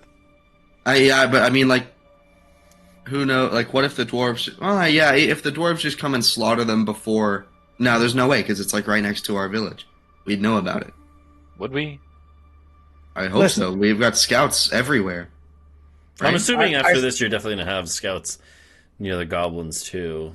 Yeah, I think we should definitely send in like dozens of people to go follow the caves until they see like evidence of goblin, and then we just like collapse that cave, you know, with like explosives. What, you're just gonna like precision target the women and children of all the goblins? Huh? Well, no. Just like I want to shut their cave system off from ours, because that's what they said they would do. They'd come in through the caves and hit us from behind. Okay. I will say, as far as you know, because Bree has mapped out a lot of the caves by this point, and Bree also, I think it is fair to assume that Bree probably explored that cave system on one of her outings into the woods, where she just went and practiced her bear shapeshifting and practiced like her nature shit, you know.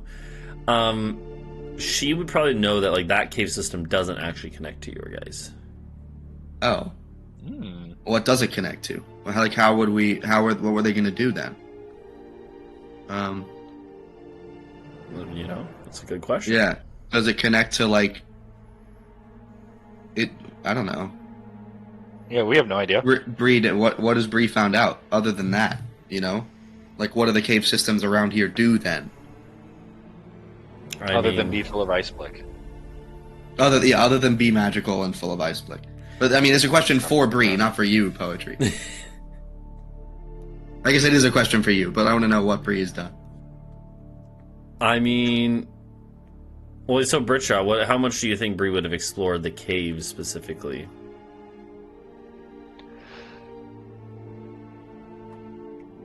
Because I know, like in the past, when you went down to like the magic orb and stuff, and at other points you've gone through the caves, and basically, you know, Bree can memorize them once she goes a certain way. Yeah. And I'm assuming she would have explored some of the other caves she found in the woods nearby. But like how, I don't know, would she have mapped out all the cave system below your guys' town, or?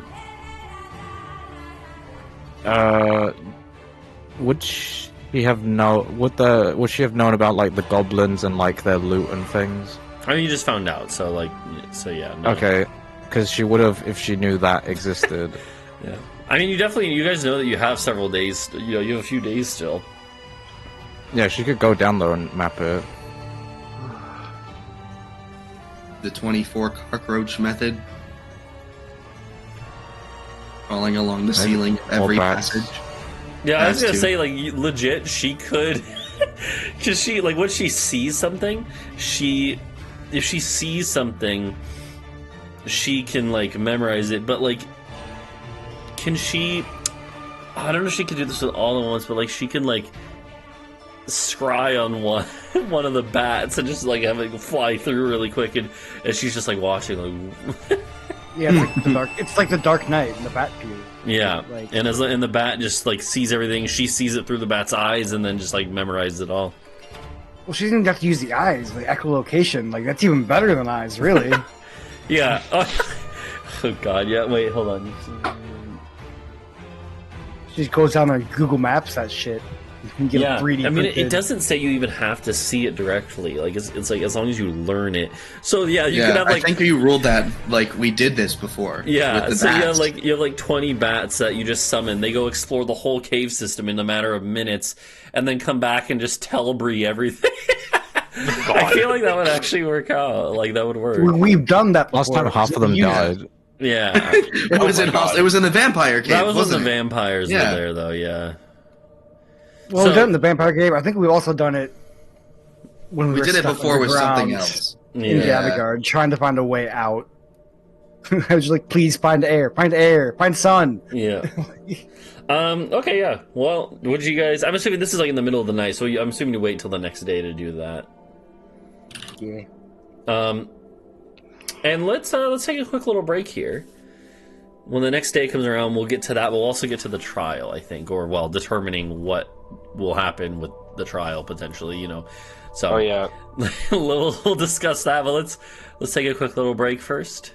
Yeah, just a few minutes, and then we'll be back.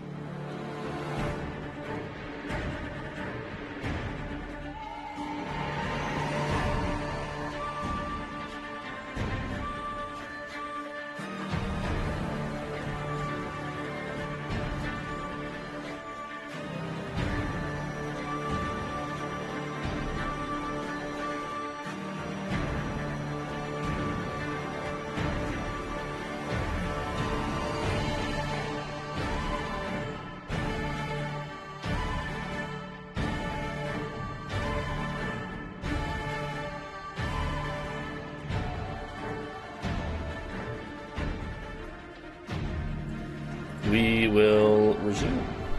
Okay. Welcome back. So, there was a little more discussion, I believe, about the fate of the goblins. Yeah, a small amount. Logan, your microphone is unmicrophoning. Yeah.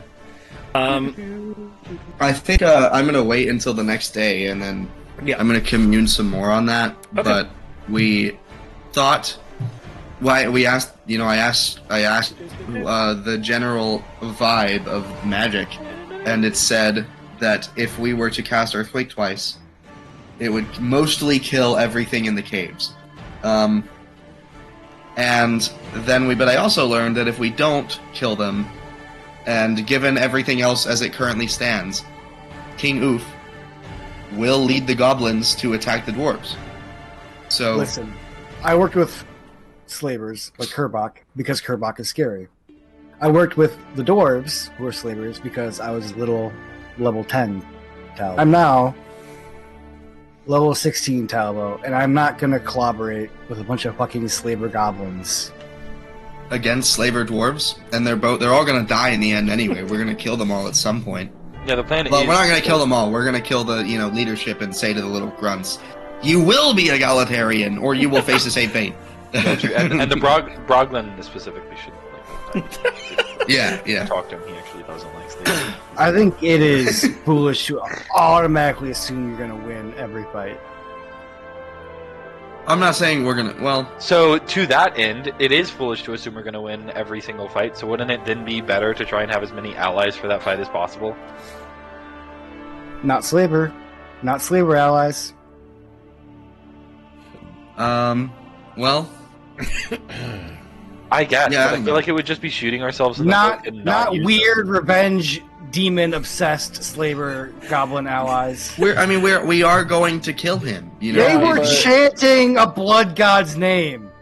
Yeah, but like it That's- was Look, I'm against. taking- know that I feel they like were I'm chanting a taking blood god. crazy pills here. Yeah, but like it was against the same people that Hingwis doesn't like. So you Yeah, know? I also hate those people. I'm not on board with that. I'm not on board with that. Anyway, so that's why I'm gonna commune. Okay, I'm gonna ask some more questions. We're gonna get some more answers. Yep. But first, we have to deal with the matter of the traitor. And yes, we do. The first murder trial of our brand new nation. I think maybe we eat one meal before we start another. Well, yeah, we're gonna eat dinner. I mean, breakfast. It's late. Yeah. I'm assuming we're skipping forward to when you guys are like waking up, eating breakfast, and then you're having a breakfast meeting where you just like breakfast is brought to you guys, and you discuss if you're gonna kill someone or not. Woo! Murder, yeah! Well, okay, but Yeah, to be we're the fair, good guys. He does kind of deserve it, potentially. He does kind of deserve it. Yeah, I mean, he did brag about like the That's for you. wanton slaughter of murder and stuff of women and children. So. Yeah. Well, Keenan didn't, but yeah, that's who. Oh the no, goblins yeah, do, yeah, though. Keenan. Well, see, Yeah. that's the thing. I don't know the punishment for treason. I mean, I know it everywhere else. I don't know our punishment for treason. Well, all right. Well, it's yeah. I'm assuming like you would meet up in the next morning over breakfast to discuss that as well as the goblins. And... Yeah, I was saying, in the document we gave the right to a jury trial, so we're gonna ask Keenan if he wants a jury. Then how we pick the jury, it's not in there. How do we pick judges? What's our accreditation? System for judges? We don't have one, so. We don't have a bar program, okay? That's not our Yeah, fault. we don't have We're gonna any get of that. Big Riley, and we're just gonna give him a gavel. No, I think if he wants a jury, then we just draw, like, everyone just draws straws, and then I zone of truth whoever's speaking. And then if he wants a judge, then we thought Shot is a pretty, impartial guy. I was when also it- thinking Big Riley would be a great judge. He'd be Yeah, really of funny. course. It's a big. I don't like him. Guilty. And then instead of like smacking the gavel against like He just something, crushes it. yeah, he just uses it to crush. Bonk. And you have to tell him after the fact. He's like, oh, whoops. I didn't mean to do that. I thought, why'd you give me big hammer? It's actually just his normal hammer. We didn't even give him a fucking gavel. True. A hammer nail. Anyway, so we're gonna. I think the first step is ask him if he wants a jury trial, which we'll do We'll do this all at once, you know? Okay. That way people can see that we're following the procedure we wrote. Which means we're going to kind of turn this town center or the castle into like an auditorium, I guess. Yeah, I'm assuming you do it in the town center, because that's more accessible. Yeah, that makes sense. Because then... be used in a stockade. I know you'll say no, I just want to ask anyways. What about stockade? Don't worry about it. It was just a fun idea I had. I'm going to choose to ignore that. Yeah, but anyway. He yes. Okay, so then you want to or would you guys handle that first or the goblin discussion first? Well, let's handle this and then I don't know, we can like ask the town how they feel about like working with some goblins. Hey, that's actually a really good idea. That's such a good idea. All right, yeah, okay. So, it's two orders of business. Yeah, two orders of business today in this town meeting. Yeah. The first, But we'll ring the bell or whatever. I'll like scream from the castle. You know. I don't know if we have a bell. If not, Hatefather should make one. That'd be You cool. probably have a bell at this point. Yeah. It might not be a very big one. Flanker I made. Yeah. But yeah, so we'll gather everybody, like probably 11 or so, I guess, before noon, because we want this will take a few hours, and we want to be done by like the Goblin 4 a.m. when everyone's asleep, you know, so we have time to get over there. Yeah. Okay, so yeah, I guess once we get everyone assembled, we bring Keenan out. I guess if I can put his arm back on, I might as well. What do I estimate? Yeah, what kind of spell do I estimate it would take? Because it might be decrepit and withered, but I still do have the arm. You know? Yeah, I was gonna say. No, I have the arm. I'm not gonna give it to you. I was gonna say you're gonna have to ask him back from Talvo probably. He bears the mark. If we're putting him up on trial, he's gonna bear the mark of his betrayal in front of everybody. He ain't gonna come in here whole. Talvo, what if he just like can kind of magically glues the arm back on, but doesn't like make it work? So he just has this dead bunk arm. That was my arm. Fair enough. All right. Well, you shouldn't display it because that might make people think you did this. And considering Riley and all, it wouldn't be a good look. So don't show it. Don't show it. But anyway, but yeah, that's the plan. I'm gonna bring him down from the castle for all to see for the proceedings to begin. Okay. After you ask him if he wants a trial. Oh yeah, true. Fuck, I guess no. We're gonna get. I think we kind of have to try him. You know. Yeah. I mean, even if you plead guilty, then there is a trial where the judge goes, "He pled guilty," and that's it. You know. Yeah. You just have to sentence and everything. So. Yeah.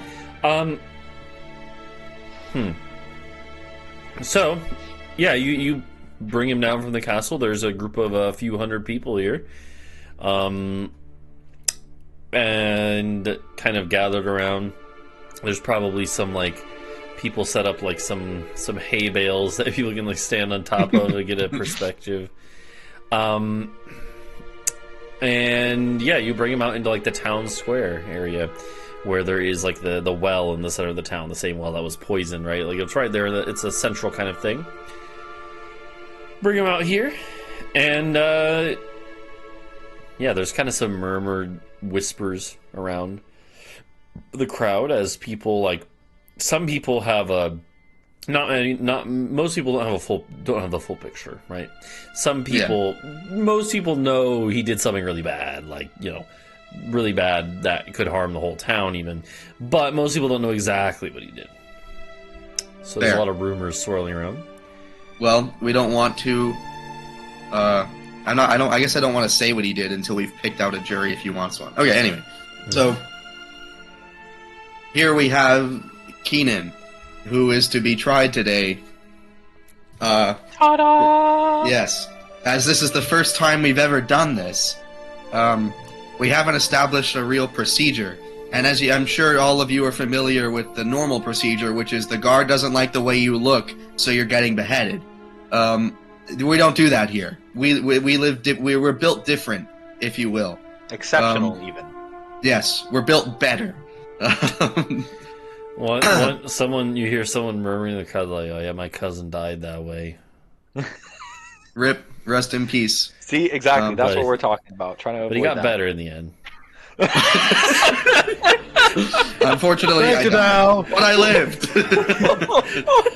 Yeah. Yeah. But anyway, so we don't do that here. You are entreated to a fair trial by an impartial, judge or jury. A system that it only serves to equally and fairly enforce a just law, ideally. Which is why, we want to establish the correct precedent here today. So, the first order of business is, Keenan, would you like to be tried by a judge, one man, who is ostensibly qualified to do so? Or would you like a jury of 12, I don't know what the number is. I guess 12's good. Do we want the possibility of a hung jury? Yeah. Okay, so we want of 11 randomly picked members of the town, of the citizenry. Your own peers. Yeah, The your people own you've peers. spoken with. Yeah, people who know you. Would you like them to be the ones to hear your case? He kind of is weakly stammers after a moment. And he's like, I would want a jury, but only if it's made up of the crew, Talvo's crew and his informants. They're the ones who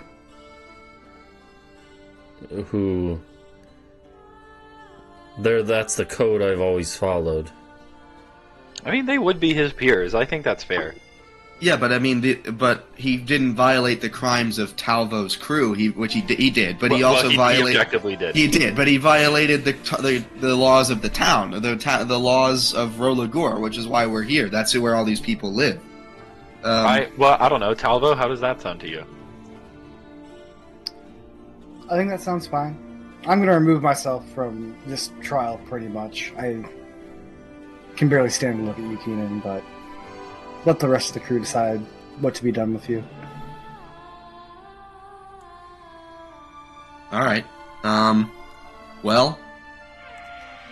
Also, this way I don't have to distribute straws to the whole town, because you did make me bring a whole ass bundle of straws here, and I'm going to go person to person.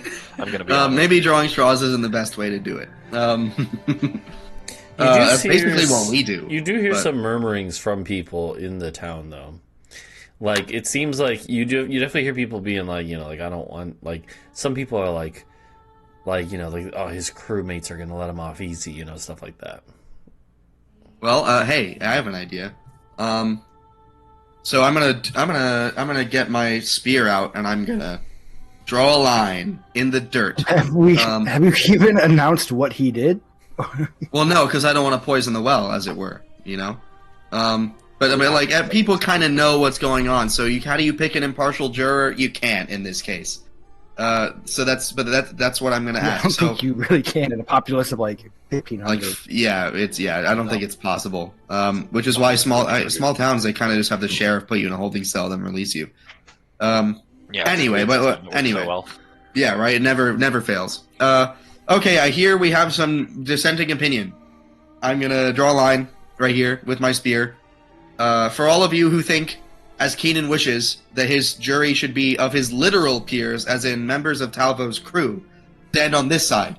And I'm gonna ask Hingwis to fly up and point to one side so that everyone can see. Okay.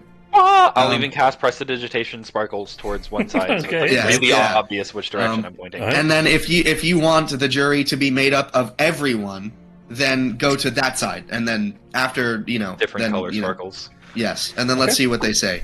Yeah, and after a couple minutes of shuffling, it actually is a fairly even split, but in the end it's about, you do a rough head count. Hingwis has to count out everyone's heads from above. I count all the eyes and divide by 2, yeah. Yeah. Of course. The It's about Wait, some of my guys are pirates. You only have one eye. That's not fair. it's about 60-40 in the direction 60-40. of it should be the whole town, not just Talvo's crew. The slight majority believe that it should be. Basically, it seems like most people are like, like it's unfair if what he did really is like against the whole town. It should be the whole town that judges him. Whereas, like, there are 40% who are mostly Talvo's crew who are like, we should take care of our own, for better, for worse. And then a few other people who are just like, I don't care, let them deal with it. But the majority of people do think, like, it should be up to everyone. A slight majority. And It the has slight been majority decided. is the perfect way to decide everything. So, we're going to go with that, I guess. The tyranny of the majority direct is democracy. spoken. Yeah. Well, I mean, yeah. I think that kind of works if Talvo's crew were like an ethnic minority. I think that's kind of what that means, but Well, You they know. aren't I'm not just saying, that. which side of the line are Adau's followers on? That's a good question. that's Adau. fair. I guess they would be Most of allowed to them- vote. Most of Adau's... Adau's followers or Talvo's followers? Adau's Fine. followers. Adau's followers? Mm, I would try not to make any distinction as to which one I prefer. okay. Although I do prefer one, I don't want to let them know it. They would probably... I have to think. That's actually an interesting question. I didn't think of what would their priorities be and their perceptions be. Adau's community. Because Because I could see them being on Purple it should Dragon, be us because that could Adau apply to want them me- too. You know. I think it would be pretty split, actually. Quite a few of them would be on the whole town side, but like probably a slight majority of your group. Your group is like not super big. It's like maybe 40-50 strong at this point, I think is what I had said. Yeah, that's what you said. So maybe like 20 of them go on the whole town side, and then the other like 25-30 go on the leave it to Talvo's crew. So a slight majority of your group are actually in the overall minority. Okay. And yeah, that makes sense. I mean, just the church doesn't want secular authority trouncing on them, and that's kind of what's going on here. So, but yeah. Anyway, Yeah, slight Cog majority is in that said. group, notably. Cog is in that Okay. group. Hey Jenna, welcome back to the Interesting. table. Interesting. He'll probably like some of the other stuff that we have written up, but not today. Not today. Well, we counted, and 210 of you said this, and 109 of you said this. So we're gonna do the whole town. Why are 50 of them just standing in that field over there? Why are there 200 Boarmen outside? Why don't they get Yeah. to vote? Well, the Boarmen probably know what's going on, but they have chosen not to participate. Even if you would let them, Even they they don't care. they Yeah. definitely wouldn't care. Bunch of third-party voters just like, we don't Call it a fuck day. the troll. We want pizza Yeah. for lunch. Yeah. True. All right. Well, then I guess we will. Hingwis made this. What are you doing? Gotta mess with your cat a little bit, dog. Yeah, I do that Sure. too. I do that to the dogs, but not to their tail. But I'll go like like on their neck. Yeah. Yeah, Tucker will try to bite back. He's like, "What are you doing?" Wait, so I said something That's a profound good earlier? question, I guess. No, I mean the Well- animals they're transient beings. They're not really like members. Yeah, of they the don't. town. I guess No, I would no, say the no. animals I'd are say no. Fae, and Fae do not get rights. I'm gonna be. I mean, Yeah, the, I would say the genie does. I'd the say genie does. makes sense. I would say personally. Yeah, but- because that's a What if sentient the being genie that is just- the judge? Ooh! Genies Ooh, are actually most of the time pretty neutral, or even if they're not neutral, literally like they're unattached from mortal matters for the most part. Yeah, he really He's does also not give a just shit. not what here happens. 99% of the time and doesn't know anybody. Yeah, But he Yeah. is a wise spirit. What kind of genie was it? it's just called a genie. Oh, all right. Because the other ones have different names, even though realistically in reality, in actual Like whose mythology, name? they're all types of genies, right? But like the other ones are like a Marit. What is it? There's Ifrits. Yeah, yeah. those are like the Ifritis. Those are the fire ones. Shaitan, Areen, Marid. Marid, that's Sheila, it. The Marids are the water ones, yeah. And then and then genies are like the air ones. But and I don't remember what the other ones are, but yeah, but basically there's in D&D they're all just called different things, but in reality they're all types of genies. Okay. Right. But the one you have is an air one specifically, which is why it has the whirlwind, right? Okay. Yeah, instead of executing him, we could also plane shift him. You will walk eternally among the plane of shadow. The world's biggest exile from the community. Goes hard. It kind of goes that's hard. actually pretty. That's rough. Man. I mean, or you put him in a pocket dimension, put him in Helios's pocket dimension, and he just did oh god. I don't want to think about that right now. Yeah, that'd be pretty fucked up. Do not build the Torment Nexus. I'm going to build the Torment next. There are literally people in Helios's shadow pocket dimension that you don't even that would have been sucked there by prismatic spray. You haven't gone in and ever pulled them back out, so you have no idea if they're still alive and just trapped in limbo or what. I think we should do that and be like, "Hey, you want to join the town? we have some eco terrorists. We have some just normal guys. We've got some dwarves. We've got a vampire, at least one vampire. So they're probably all vampires by now. So never mind. We're gonna leave them in there. Yeah. Rip. My bad. Or they killed him immediately because there were a bunch of people in there. And maybe they just immediately killed the vampire when he got sucked. Or they're just all dead except for the vampire who's just fucking immortal. I haven't even really thought about and what the so hungry. They're starving. Damn, that's rough. Anyway, the town. I guess we could pass out sticks, or we just have them reach into a bowl of something, and one of them is unique. Okay. And the first 11 people to get that thing get picked. Okay.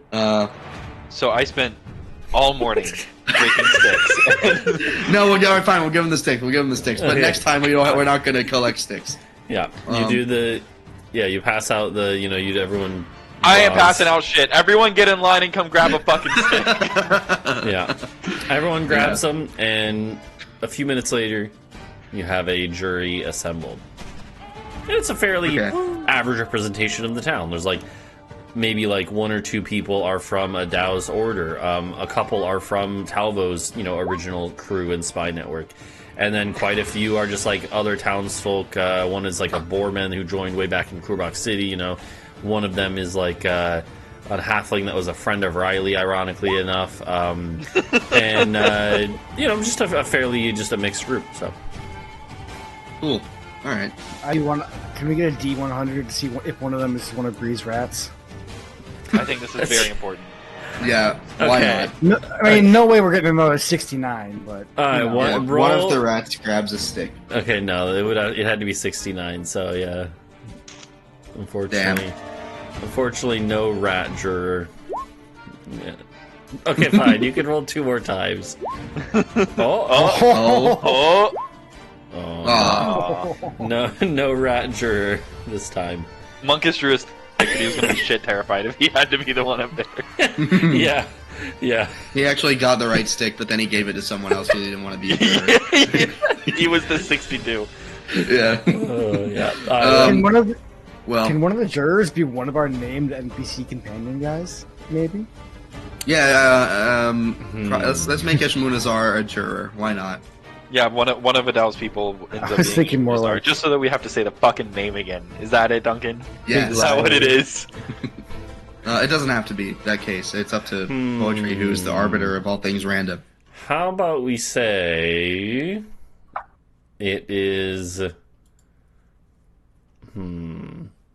What if it is? Okay, actually, here I'm gonna think of 4 NPCs, and then I want one of you guys to roll a D4. All right, yeah, TSM Tips. roll. Oh yeah, okay, or Logan, that's fine. Logan, roll a D4 then, and I have in my head. Oh, hang on. 4 NPCs. I thought I had clicked the thing earlier. Damn. God Good damn. job. I should have let Talvo do it. Holy fuck. He rolled in the Discord. Okay, so actually, the one who is rolled from the group, or a named NPC rather, is Cog. Actually, All right. so Adau's right. We're gonna be here for hours. Great. Yeah. No. I feel like Cog. I feel like Cog's got it. Okay. What? So all right, then we're gonna get them in a semicircle, and everyone who wants to watch, you go over there, and then we're gonna start the trial, I guess. Yeah, a significant chunk of the town will stay and watch. A large chunk will go off and get to work. Yeah, and you stuff, don't have to be here. You go do whatever. Yeah. This is going to be really boring for the next, 6 hours, by the way. You probably don't even want to be here. Yeah. Yeah, but how if you're going away, could you start building a courthouse so we don't have to stand in the mud next time? Yeah. Well, we can erect one out of stone. So the question is, we don't have to go through all the details, but are you gonna have who's the judge gonna be, and then who is gonna be presenting evidence and stuff? That's a good question. Who would be? We don't have anybody who's like a lawyer, like a public defender. So would Keenan want to defend himself, or if not, who would he want to vouch for him? He'd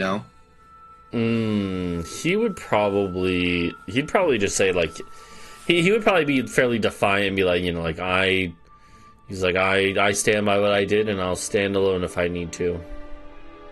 All right, buddy. I'm gonna pat him on the shoulder. Let's see how that's a bold move, Cotton. Let's see how it plays out. Yeah.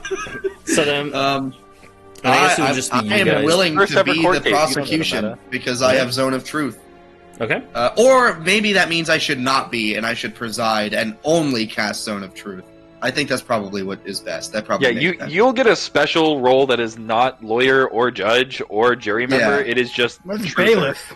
Kinda. Your job is just to cast Zone of Truth. Yeah, we've got the adjudicator. We have the, I guess, no, not really.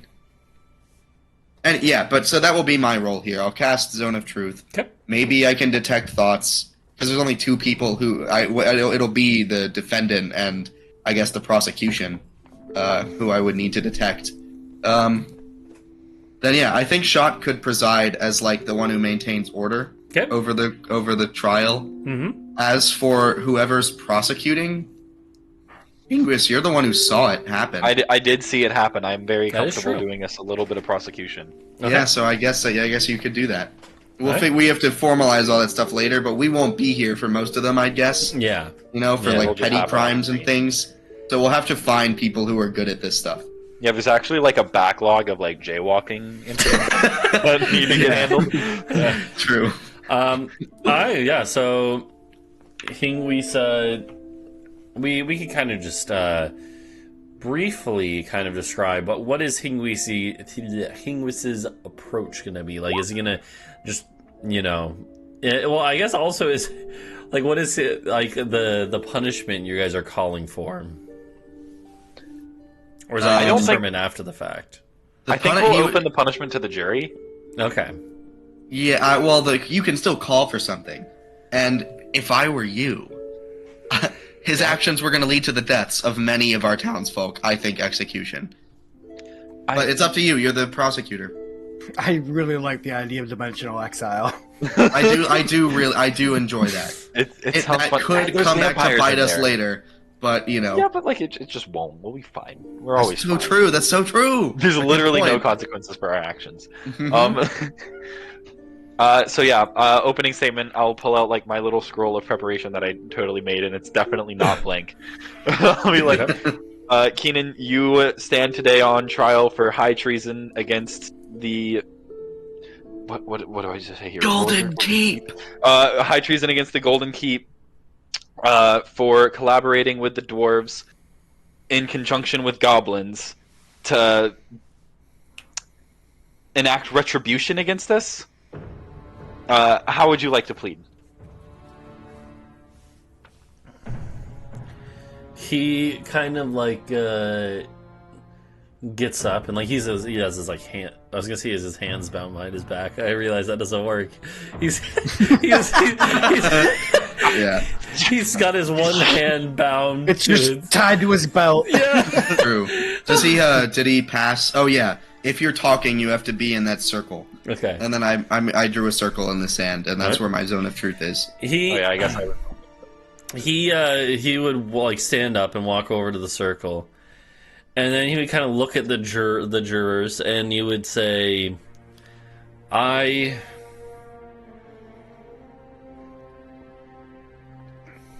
I do not plead guilty. However, I admit that I did the things that Hingwis will describe, but I don't think that they are a crime. Interesting. The Adau doesn't say that, just me. Would you like to elaborate further, or would you like me to go ahead and say my piece? He's like, I will hear what you say, and then I will respond. Alright. I'll go up, I'll stand in the circle too. I'll be a good boy, I'll do all the little court proceedings. Yippee! What was this, 2 nights ago? No, just Yeah. the Last night. Yeah, just Okay. Oh no, yeah, it was. Yeah. It was just early in the. It was like around dusk when that all happened, and you saw it. And then he like, he got bandaged up by the goblins and sent packing. And then he basically like wandered around in the woods for a couple hours, just trying to figure out what the fuck he was gonna do before he just showed up again. Okay, wow, we really expedited the shit out of this trial. Last night, oh shit, what's the opposite of the defendant? Prosecution. That's The it, thank you. accused. The prosecution witnessed firsthand the defendant speaking to goblins, speaking to the Goblin King even, offering him a pouch of money, and as we would later find out, a cursed dagger under possession of a demon, to entice these goblins to come and slaughter us in aid of the dwarves during the dwarven incoming attack that I think at this point we all know is going to happen. This man behind me wanted to aid our enemies in the slaughter of our town. And I witnessed firsthand him attempting to do that. Man, I really got it. There should be like training for being a lawyer or something. But no, yeah, it's hard. It's hard. Speaking is difficult. Yeah, jeez. But anyways, as I'm standing in the circle, I assume you casted Zone of Truth on this circle. You do it a lot. Yes, it's not really visible, I don't think, but I would try to make it as well. I mean, you know. drew out the circle. I can only assume. Yeah, but like, I don't think they can The effect see it. itself isn't visible. Yeah, Yeah, it's at least I don't think so. it doesn't say it. Maybe could I do something to make it? Like, could you visibly have a? In the future, that's something to look into. But right now, I mean, I'm sure. I hope all the town trusts me. Okay. So, Yeah, I mean, you don't get the impression that anyone doubts it. Okay. All right. So then you just step aside so that he can respond. I will now pass to the defense, and I will go and like sit down in the Yeah. circle and be like, "Oh fuck, I totally fucked that up." you did. It's great. You did fine. You did fine, English. He comes I'm into gonna this- telepathically reassure you. Alright, so he comes and steps back in the circle, and he's like, he kind of looks at the people there, and he's like, Wait, does he try to resist the circle? No. He just starts talking, and he's like, my friends and fellow townsfolk, I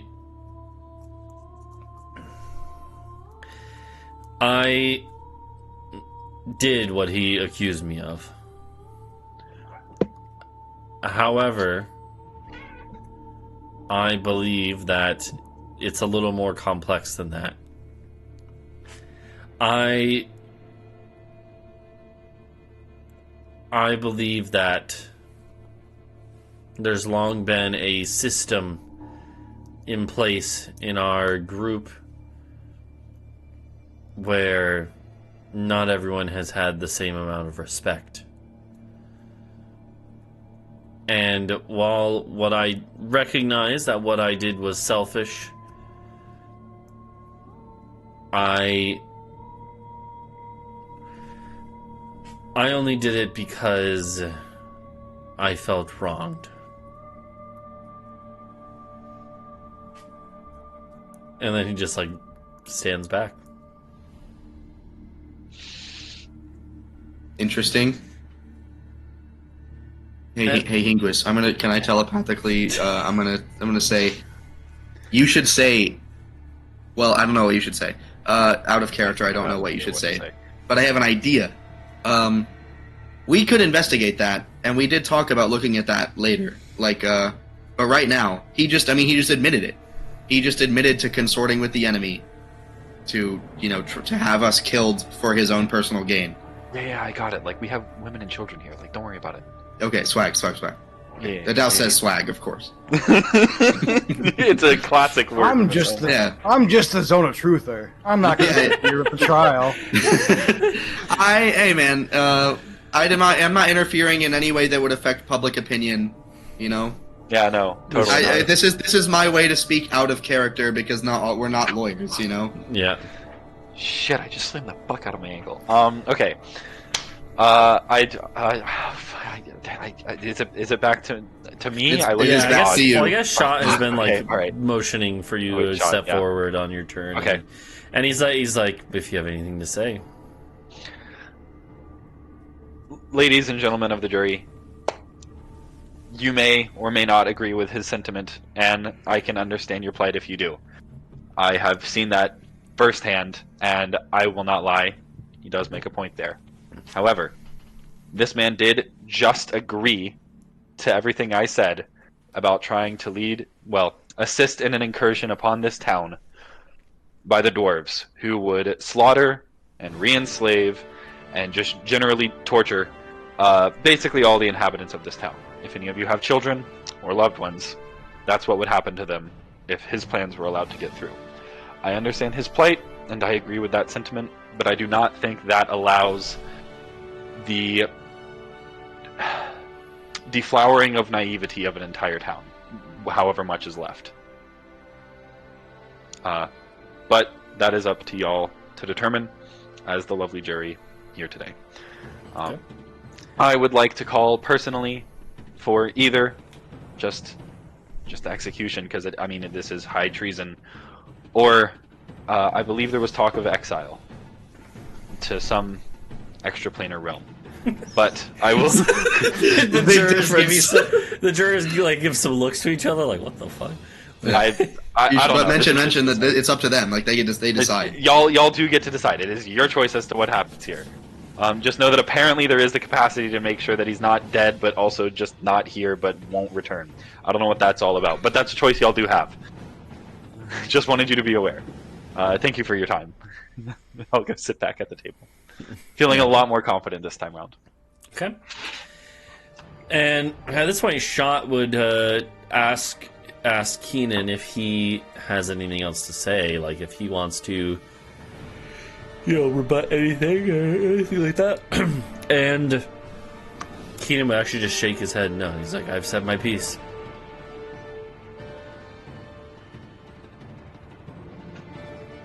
And Shot would look around then and basically be like, if no one else has anything to say, then the jurors will convene and decide. So, they go into a room in the tavern nearby or something, and deliberate. Yeah, a burnt out house or something. yeah. We haven't really developed the infrastructure yet. Yes, I have! I'm a carpenter. I've been building buildings like every fucking day. There's definitely quite a few buildings here at this point. Jeez. But you also have other stuff to do. Well, that's the thing. A lot of the efforts have been spent on the defenses, right? So, Some of the other Any good infrastructures kingdom are knows. Civilian housing? Defenses and Walls? fortifications? Yeah. Oh, yeah. You think this is a tent city we're staying in? No, like, Well, No, I mean the Boarmen are intense, but no, They're- I definitely thought we were just Mostly repairing diplomatic. houses. And then, there's quite a bit of there are quite a few buildings that were here already. Quite a few new ones have been built, but a lot of the efforts have been spent on the defenses.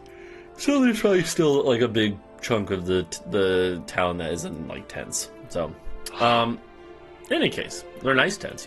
we will remedy that. Yeah. We will do it. Don't worry, guys. No, I'm serious. Just, like we just can one more we'll- combat that we have to work through. And then we'll I'm solve your actively problem. taking care of that. Yeah. Yeah. So the jury goes and they convene, and it's about 20 minutes is all it takes, and they come back out. And Cog will actually step forward as their elected foreman of the jury or whatever that they elected amongst themselves. And he would stand up and he would say, "We have unanimously decided that Keenan is guilty. And we believe that he should be exiled in whatever interdimensional way is available." Oh man. Oh man. All right. Okay, We did it. We did our first trial. thank you very much, jury. We will call up Helios for the exiling. We don't really know how he does it. We don't ask. However, No. Not to the pocket dimension. And then Cog We're is gonna have like- the genie. I thought we were gonna have the genie plane shift him. Yeah. Oh, is that a thing? And then Cog Yeah. continues and he's like, however, he should lose the other arm. Not just kidding. All right. No, I'm just Damn. messing. I'm just messing. Exiled and armless. Just leave him in the real world. That's almost worse. Yeah. All right. Well. All right, Bree. Would Bree like to? Like your Bree, the genie. Yeah, your Bree Yeah. summons the genie. That You are What? muted, by the way. yeah. Also, is it going to Is it going to be sending him to the Shadow Realm or to a pocket dimension? It sounded like the Shadow Realm. I think it's the Shadow Realm. Do you have the genie so that we can send him to the Shadow Realm? The jury decided that Keenan's getting Shadow Realmed. Okay. Oh, he's here already? Okay. He's just watching. Oh yeah, because he's part Yeah, of the the town. genie's- So I guess he's, he's- yeah. So Yeah, he heard the trial. All yeah. right. Okay, so the genie just steps forward, looks to Bree for approval, and presuming that Bree nods and gives them the go ahead. The Keenan does have like a look on his eyes. Is Talvo in the area? Did Talvo watch the trial? He stood by solemnly and watched. Yeah. Yeah, Keenan is just staring at you with hatred the whole time. Are you holding his arm?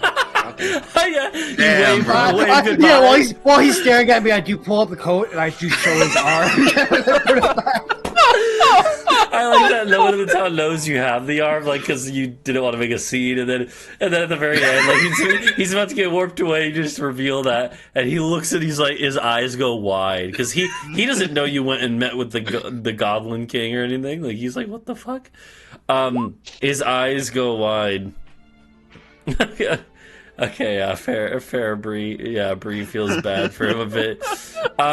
He just stares with hatred at Talvo. He's very surprised when he sees the arm, and then the genie comes up and like the genie is like, "Oh, just hang on, and you don't want to move during this, or else it might rip your other arm off." and then he grabs then he like lays a hand on Keenan and goes zoop, and plane shifts him to another dimension. Well, to the shadow dimension. Yeah, to unspeakable horrors that. There are like things that live in the shadow world that don't exist in the normal world. So Oh, okay. So we just sentence him to death, but with like extra. We steps. just Awesome. essentially put him in solitary, and he's gonna go insane now. it's also like so the shadow world is also the equivalent of the ethereal plane. So there's also like that's where like ghosts reside a lot of the times. Oh, so he won't even leave. He'll just die and rise up from his own fucking body. Well, no, I mean, if you're sent there as a living person, you're fine. It's just that you're probably going to run into more... Like, there are ghosts... Like, the idea is that most ghosts exist in the normal world, and then the ethereal plane they can shift between. But there are also some ghosts who are only in like the ethereal plane. So it's just he's more likely to run into a ghost. That's all. Great. Well, the jury so willed it. Yeah. All right. Well, okay. Then we did it. Now there are 2 more matters to attend to. Wait, 2? Yeah, 2. What Keenan brought up is the second one. Oh yeah. Okay. Fair. I don't know. We don't ever have a podium or a platform, but I'll thaumaturgy myself so that so that everyone can hear, and I'll say. So, Keenan did bring up a good point. While it is not nearly an excuse for his actions, in my opinion, and as it seems, the opinion of the jury, it is understandable that he, and therefore some of you, may feel that we have become stratified, both in the sense of authority and perhaps wealth. One of the people in the crowd was like, "It's been a while since I was stratified." Do you correct them all? This conversation may not be for you. Yeah, maybe. Hey man, it's democracy. Yours does. His vote counts as much as yours does. Yep, it does. Dude, it's so true. It's so true. I love living in the democracy. You built this one.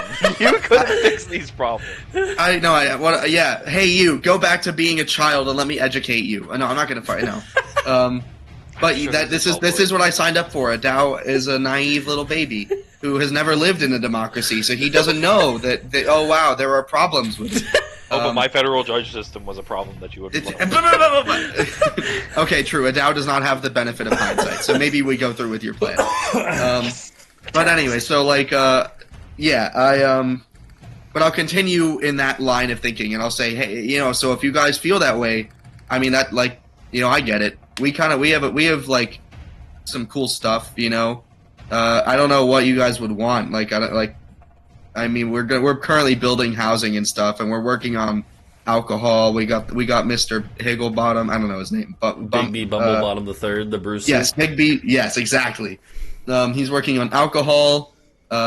We can distribute fine china and stuff. Soon you'll all have Iceblick silverware or I guess Iceblick-ware.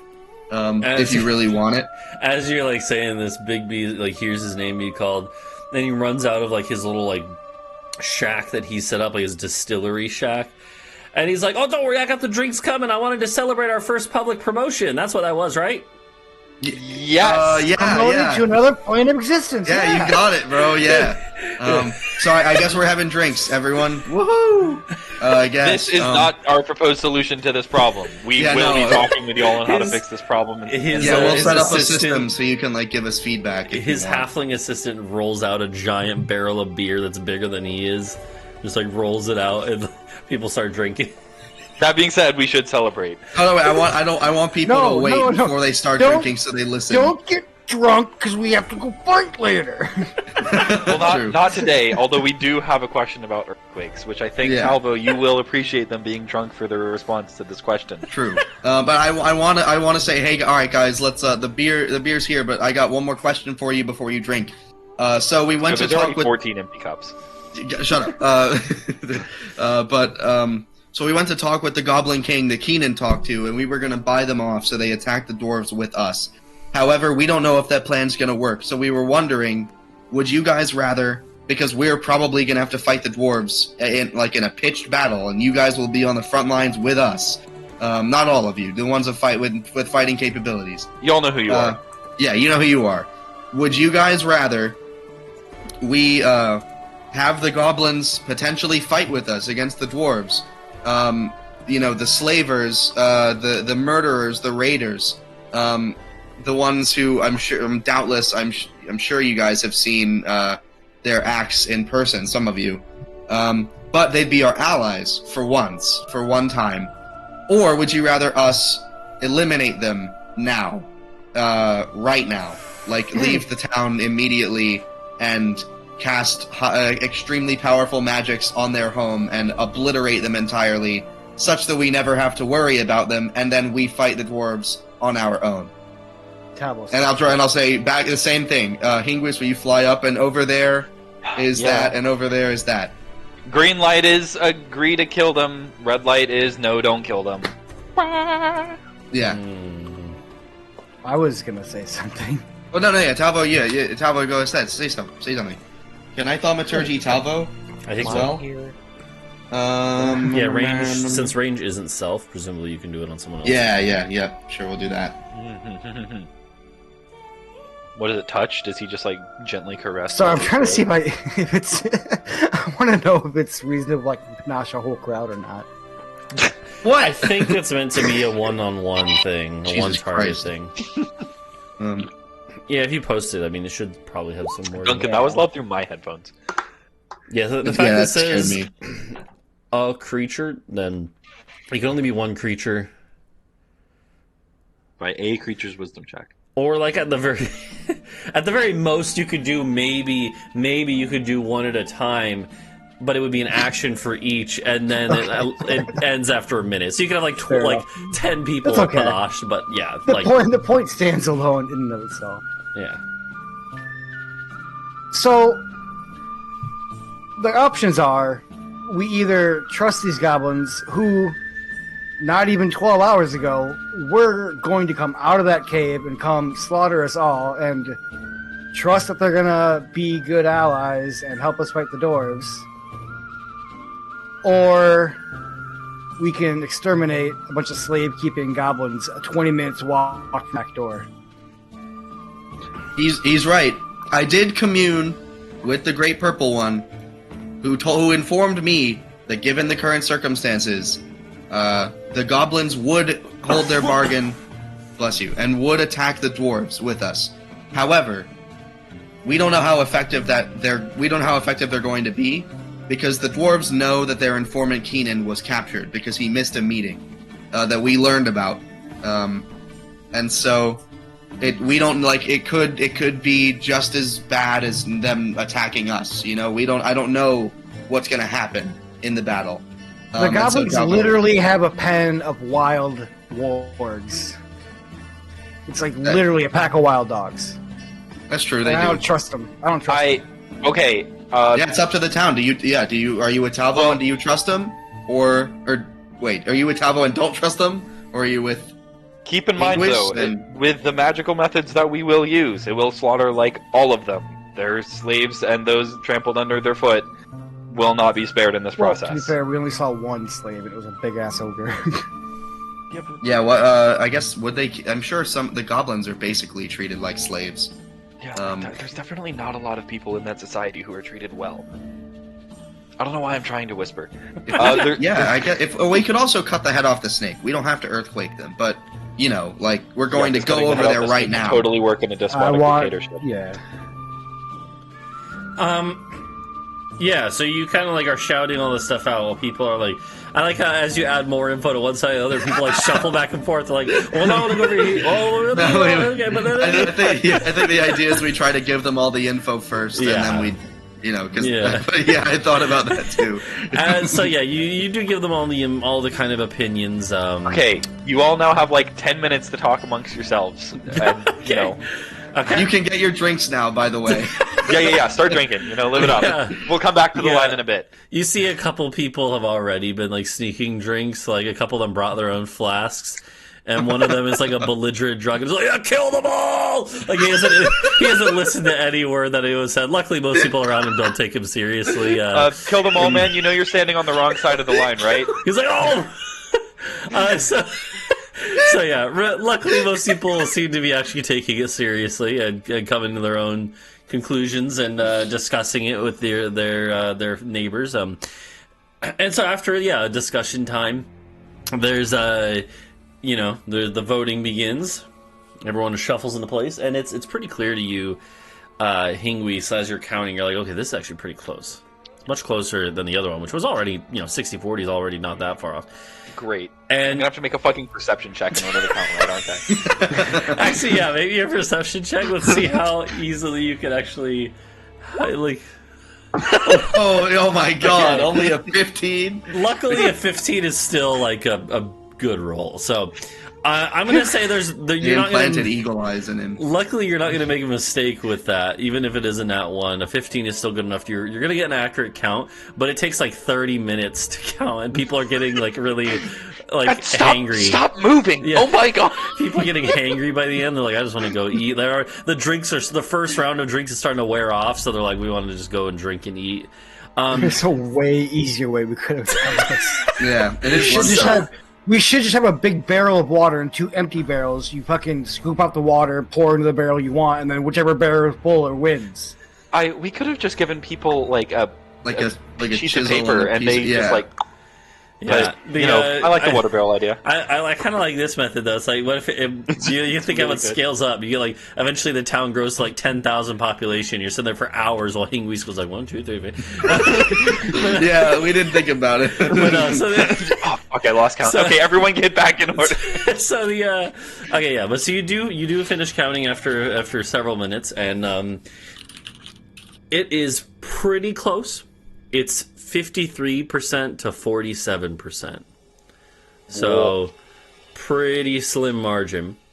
And so what? It is in favor of killing the goblins. Or dealing with them, right? Like, because you kind of left it open that it might not be literally slaughtering everyone, but dealing with the goblins. We should have at least explained what our plan was that we were going to do. I told them we use high-level magics to collapse their cave and kill them all. Yeah. Well, you could also hold another vote on that. Yeah. Hey, apparently in ancient Athens, voting could mean shouting contests, secret stone-throwing ballots, or the Roman election system where people literally stand in boxes. Oh wow. So. Okay. And every one wealthy vote was 1,000 prole votes. So. Based. Yeah. One of I wish the split was still that bad. I wish the split was still that bad. Right? Yeah. Yes. Yeah. So the 53% is in favor of the direct action. I'll go play fucking trumpet. I'll go play taps.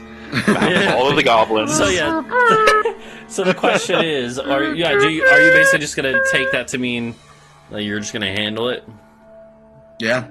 I guess I say, all right. Well, whoever wants to go, suit up. Right, we're going right now. Coaches. Right now, I haven't eaten yet. Can I? Okay, we're gonna eat, and then in an hour we're gonna suit up. Okay. Okay. Cool beans. Because the trial didn't take very long, actually. I did promise a post-execution pizza party, so fair. We're suit up. All you're going to be doing is cleaning up stragglers. Yeah, and they're goblins. So I was gonna say there's not really gonna be much of a combat encounter.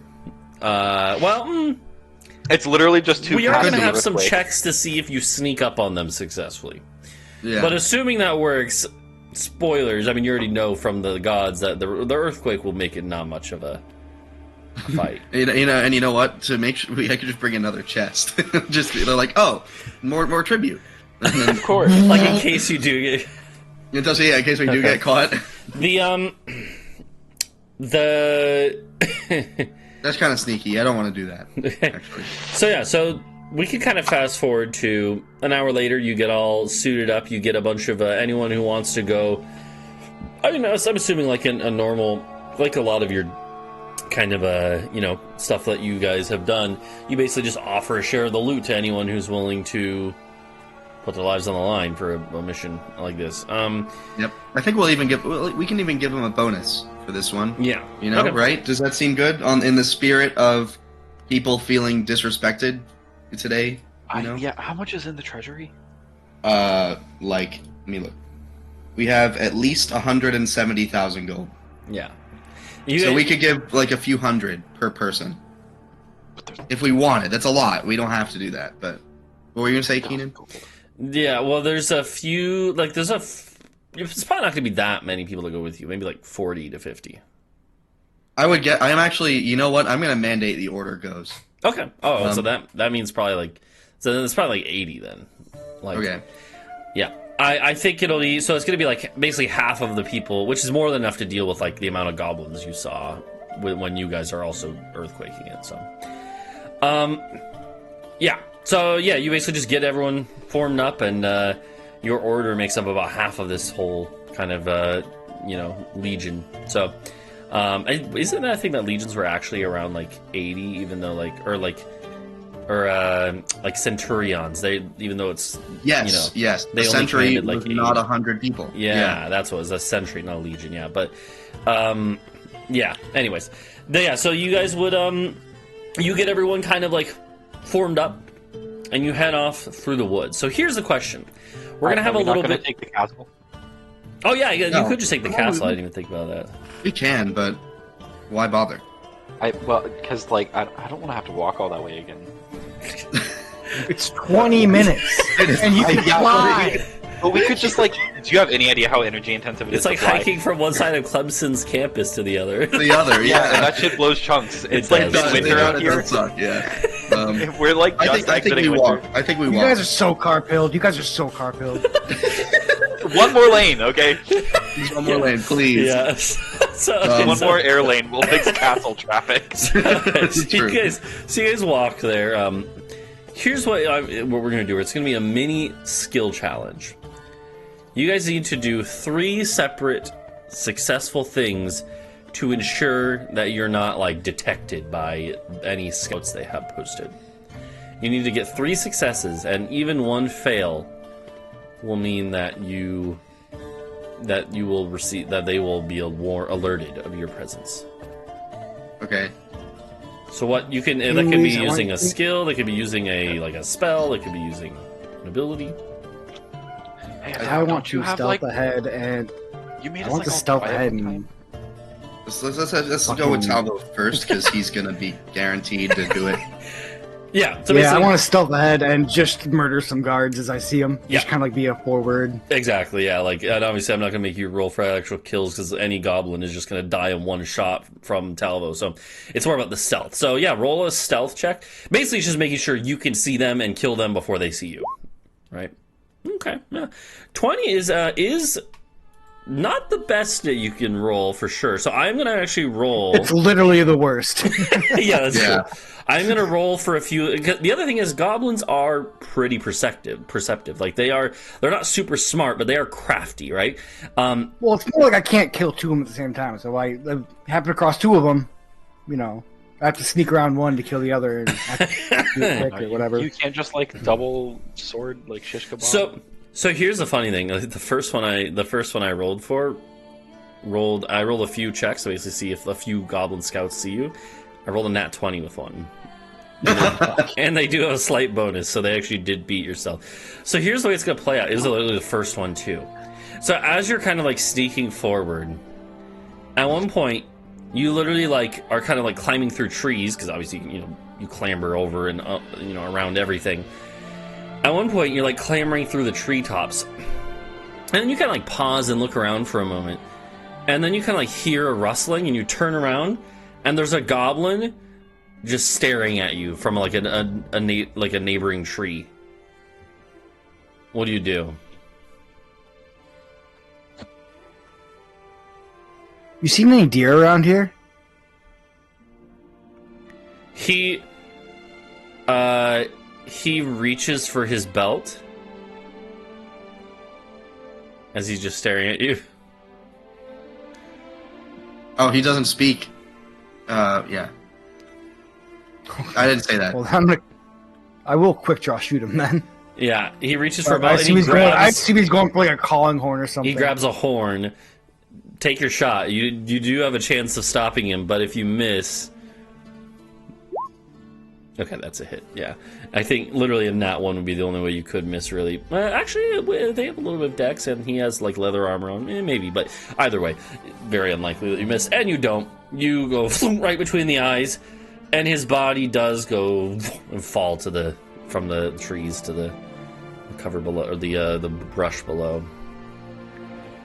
And you're like, whew, that was a little close. Like, he was lifting it to his lips to call on the horn, but... You do manage to to silence that. And then you continue forward, and you basically, luckily, you kind of get a feel for like, okay, like if he's there, probably the next one's going to be this distance away. Look in the trees for them. Yeah, and yeah, you now go through the trees, looking up in the trees. Eventually, you find a couple more that you dispatch with no issue. So luckily, yeah, that had the potential to go wrong, but. Yeah. Luckily, still goes all right.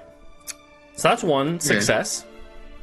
So I think instead of walking in the road, because it's much easier to see us in the road. I think like a road, just a couple like mountain, game trails. Oh, like the pass. Yeah. Okay. All right. Well, then, yeah, fair enough. I guess. Yeah, it's not developed. Yeah. So regardless, all right. Then we're going to. But that also means it's probably not wide enough for me to do that. Anyway, well, I was thinking I'd cast Silence. But if it's a game trail, we're probably single or double file, and Silence isn't going to be big enough. It'll be big enough for the first group, and Talvo will be killing them as we go along. So I guess it could work. What if you like stand in the middle? I could do that as well. Actually, let me look. There's 80 people. Single file is like 40 people long. If you stand in the middle, that's 20 people on either side of you. Yeah, I guess it could work. It could work. 20 times 5 is. It is a 20. Silence doesn't move. It's just I was going to ask. Yeah, I was going to say it, but it could be a point put it on an me. Object, right? And in which case you just hold something you're holding, but maybe it doesn't work like that. I don't remember if it is a point in space rather than an object. This is 5e on Reddit. They say no, it does not move. Okay.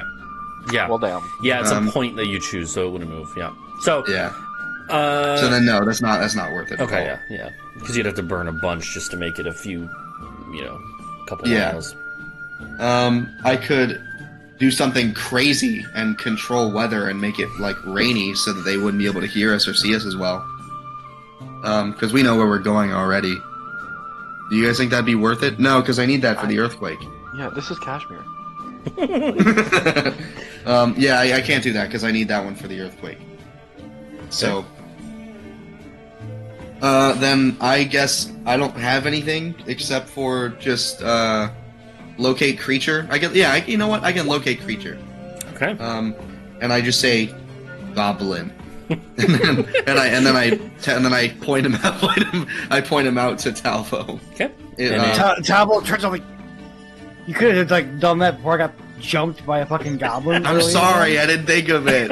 Go ahead, man. But he clears out the first bit, and whenever he clears out an area, I do locate creature to see if he missed anything. Okay. And then he does it again, and I'll burn another slot and do it again. All right, sounds good. So Yeah, and those are 1,000-foot range, so you probably just need to do it a few times, and then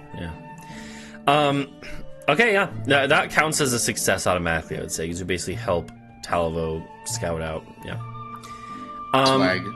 All right, and at this point you're getting closer to the cave, and there's probably, if anything, there might be even a couple more patrols, or like just goblins like hunting and scavenging. So the chances are a little higher of running into them. So you continue doing what you're doing. Anything? What do you do as you're approaching the cave, though? Bree, could you summon 4 really fat, dumb-looking pigs to distract the goblins? Oh shit! A bunch of free slow food. Yeah. Or just a bear attack on the other direction. Yeah, Britsha, are you still there? Britsha might have stepped away. Maybe. You are muted. Britsha, we need you. I have no idea how the fuck I'm gonna be healthy. Britsha, we need you.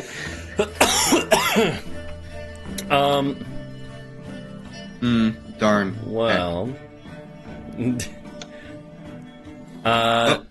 Regardless.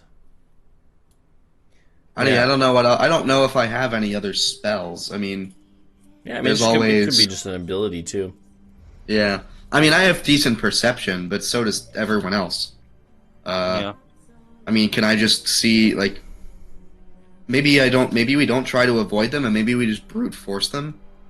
I don't like that. I mean, we're gonna do? Pretty Because like once we close. get pretty close, yeah, the like earthquake has a range of 500 feet.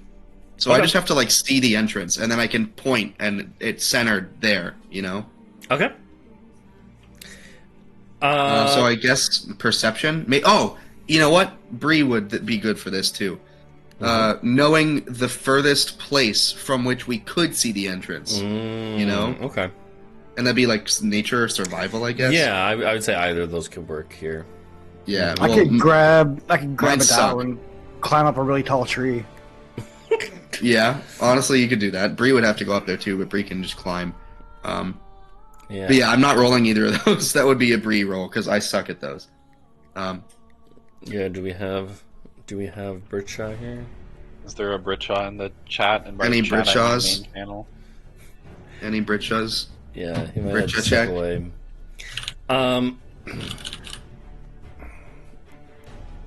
Well, that sucks. Could you roll with his sheet? Yeah, I can roll for Britsha. I don't think that he would have an issue with that. Yeah. Yeah, because Bree would definitely.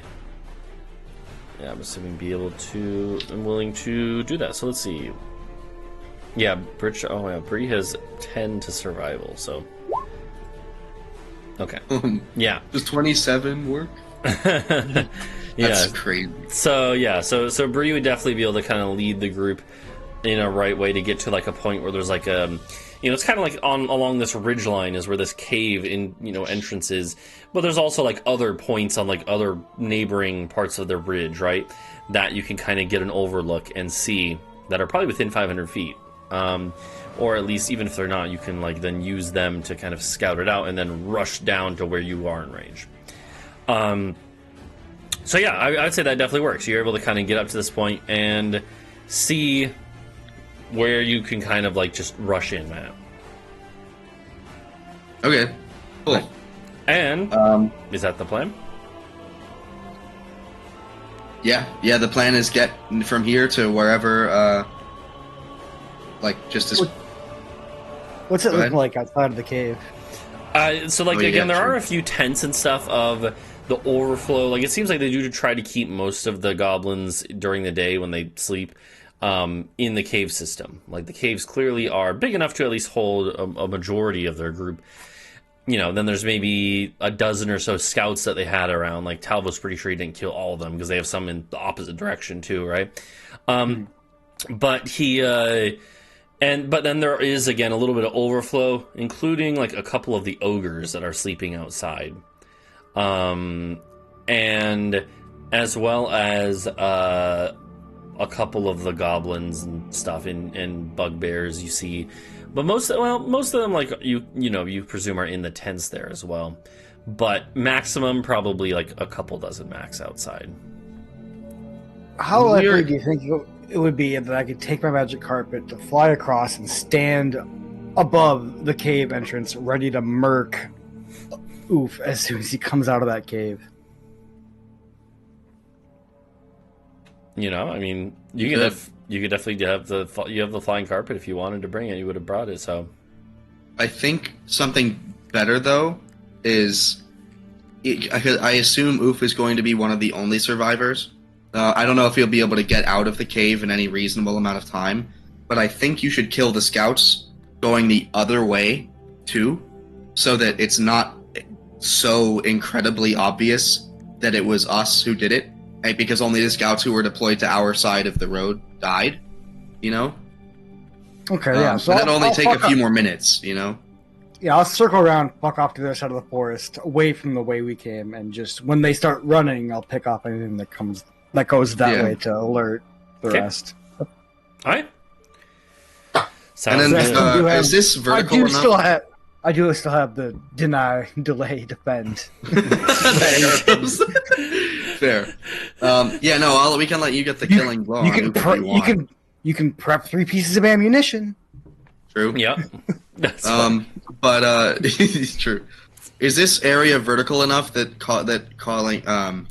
causing an earthquake will result in like a landslide? Probably not. At least not like without also having it be like fairly wet conditions where it's gonna like slide out. You know. Fair enough. Okay, then whenever Bree is ready. Yep.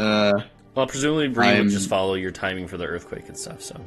Yeah, probably. Okay. Then I'm ready to just an earthquake.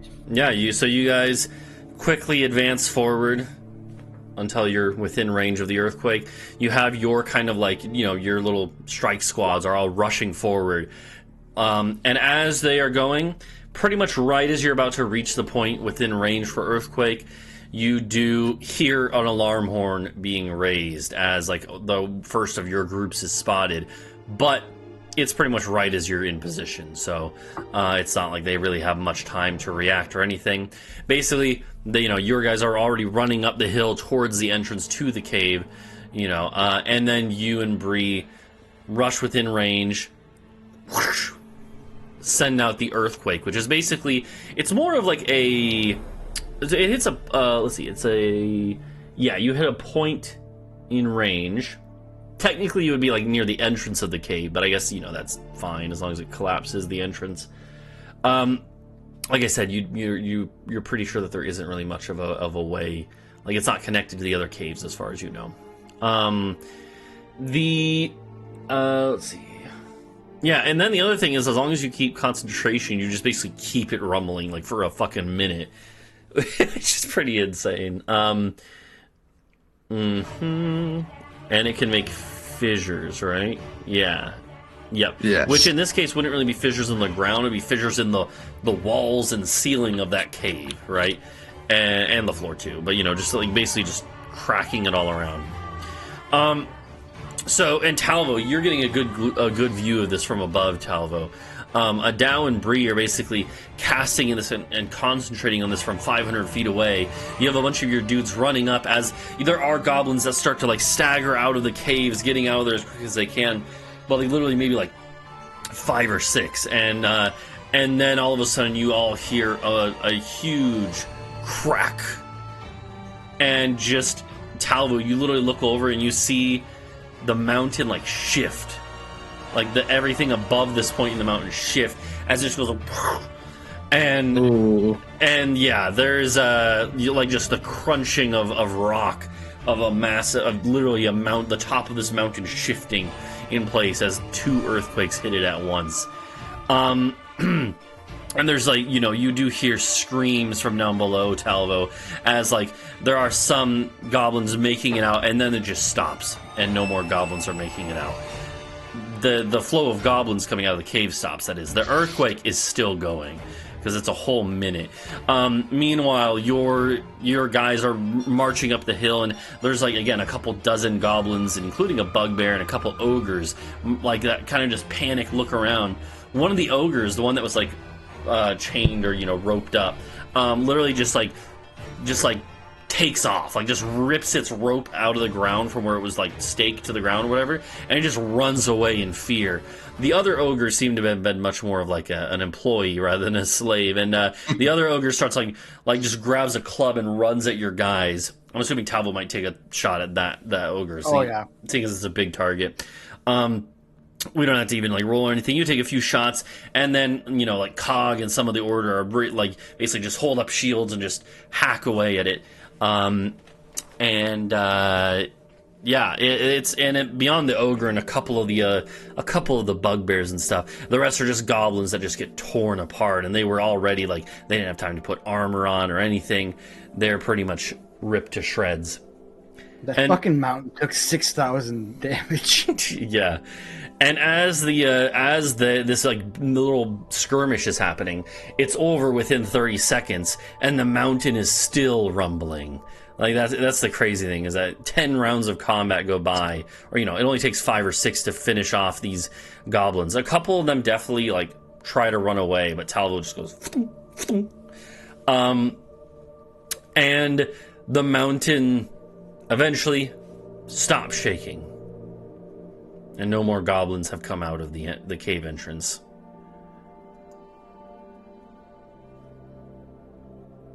Mm-hmm. Man. Well, you did it. And as no more goblin. Yeah. We collapsed the Nestor nest, or whatever they're called in Witcher. Oh yeah. Corpse Yeah. area. As you guys all kind of approach, I'm assuming, to check out what the damage is, and yeah, the whole mouth of the cave is just a big pile of rubble, completely collapsed in. Wow. You wanna can you detect creature Goblin? and see if he's Yeah. see if he's still in there? I'm gonna actually. I think I can specifically say a name, and I'll say King Oof. Does he have to be alive? Oh wait, Well- it might be blocked by stone too. Let's see. I No, think it's it's just only the water. running water. Yeah. Yeah. It would if he's dead, it just wouldn't work. Or if he's dead or out of 1,000-foot range. Yeah. He definitely. The cave he was in is definitely within 1,000 feet. You do actually sense his presence, and it Is is he moving? no. Okay, and it is what? Sorry. There is it is in from the direction of where his cave would be. You're thinking about okay, that's where he was when we met him. There are the rubble isn't completely packed in, so there is some gaps, and you do hear moans of pain and people dying. You even see actually at the entrance of the cave there's an arm hanging out, twitching, of a goblin, just a normal goblin. Phew, not Broglin. Damn. Oh, Broglin I should was have a normal located goblin. Broglin. Yeah. Well, let's go see if this one was Broglin. I guess. Okay, Bro, you're just gonna pull a unconnected arm out of the hold rubble. on. If Maybe. it's, I'm gonna say if it's within 5 of 69, then it's Broglin. No, it's way. not Broglin. Okay. Damn. You go up and He's gone. pull out this goblin that was half buried here. This goblin is he's clearly not dead, but he is unconscious, and Well. as you kind of bend down to end his suffering, he kind of, his eyes open. Do you pause at all, or just No. I mean, We don't even treat the dwarves with this much disrespect. Why does every goblin have to just get murdered on sight? this guy's actually Boblin, the goblin. Do you slit his neck or hit him in the gut or what? No, I would knife up through the head so he dies instantly. Okay, gotcha. Actually, I cut open his intestines and then sew up the exterior so he dies a horrible death. Oh my god. Oh god. No. The No, I'm not. And that's how Adau gained his goblin skin cape for the rest of the game. yeah. True. And a troll hide tunic. As so as the as the dust clears, is there anything else you do, or are you basically just gonna leave this for now? And I think we leave this for now. Do we not go, we brought this whole army to go filter out all the rabble that wasn't necessarily in the cave? Do we not go disperse them to? Well, we care did. of everyone. Yeah. That's what they were doing. yeah, Sorry, I kind of no, zoned it's out. you had 80. I was probably thinking- in character. I zoned out at some point. Some of you sent a couple That. groups to go basically sweep and circle the area. So Yeah. yeah. After they come back, we meet back at the camp entrance. I guess we gather anything of value outside. It's not going to be much, but whatever's here. And then I guess I'll let them know. Actually, I'll telepathically. I'll ask the guys. What do we think is good for a bonus for these guys? In terms of money, should we give them money? Do we give them alcohol? What do we give them? I don't know. Hey, do y'all want money or alcohol? And fair enough. Fair enough.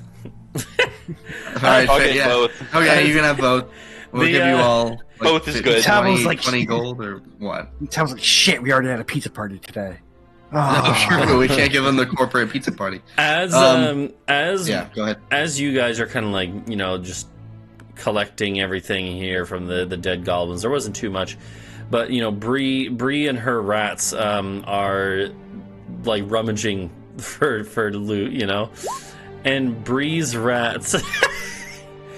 Bree's. Oh, you're gonna love this, Helios. Bree's rats, but Bree. I'm not gonna speak for Britsha, for Bree, because Britsha's not here. But Bree's rats are over like near the entrance to the cave, seeing if they can dig out to like find another body to get more loot.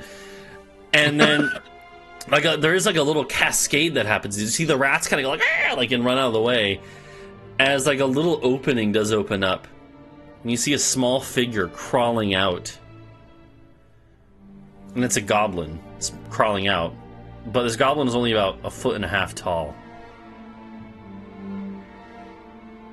Damn. And you realize that it's a child. It's a child goblin. Alright. I'm actually going to use Enlarge Reduce on myself to reduce my size. Okay. No.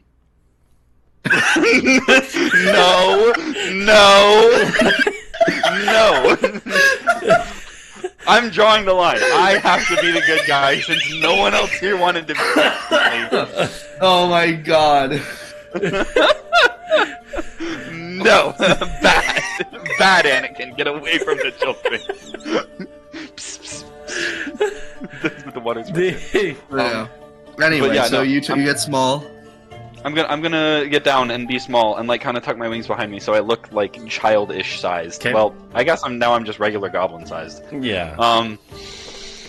And I'm just gonna be like, "Hey, little buddy, are you okay? Did the big scary cave hurt your family? Are you all right?" Yeah, you go to it just starts like it just like is looking around just completely shell shocked in a literal sense, right? Like just like literally in shock. It's like, and then someone actually from your like group that you brought with you actually comes over who actually speaks Goblin, which is one of the reasons. Like out of your whole town, you probably have like 2 people that for some reason speak a little bit of Goblin, and one of them, they both would have come with specifically just in case they needed to be there to interpret.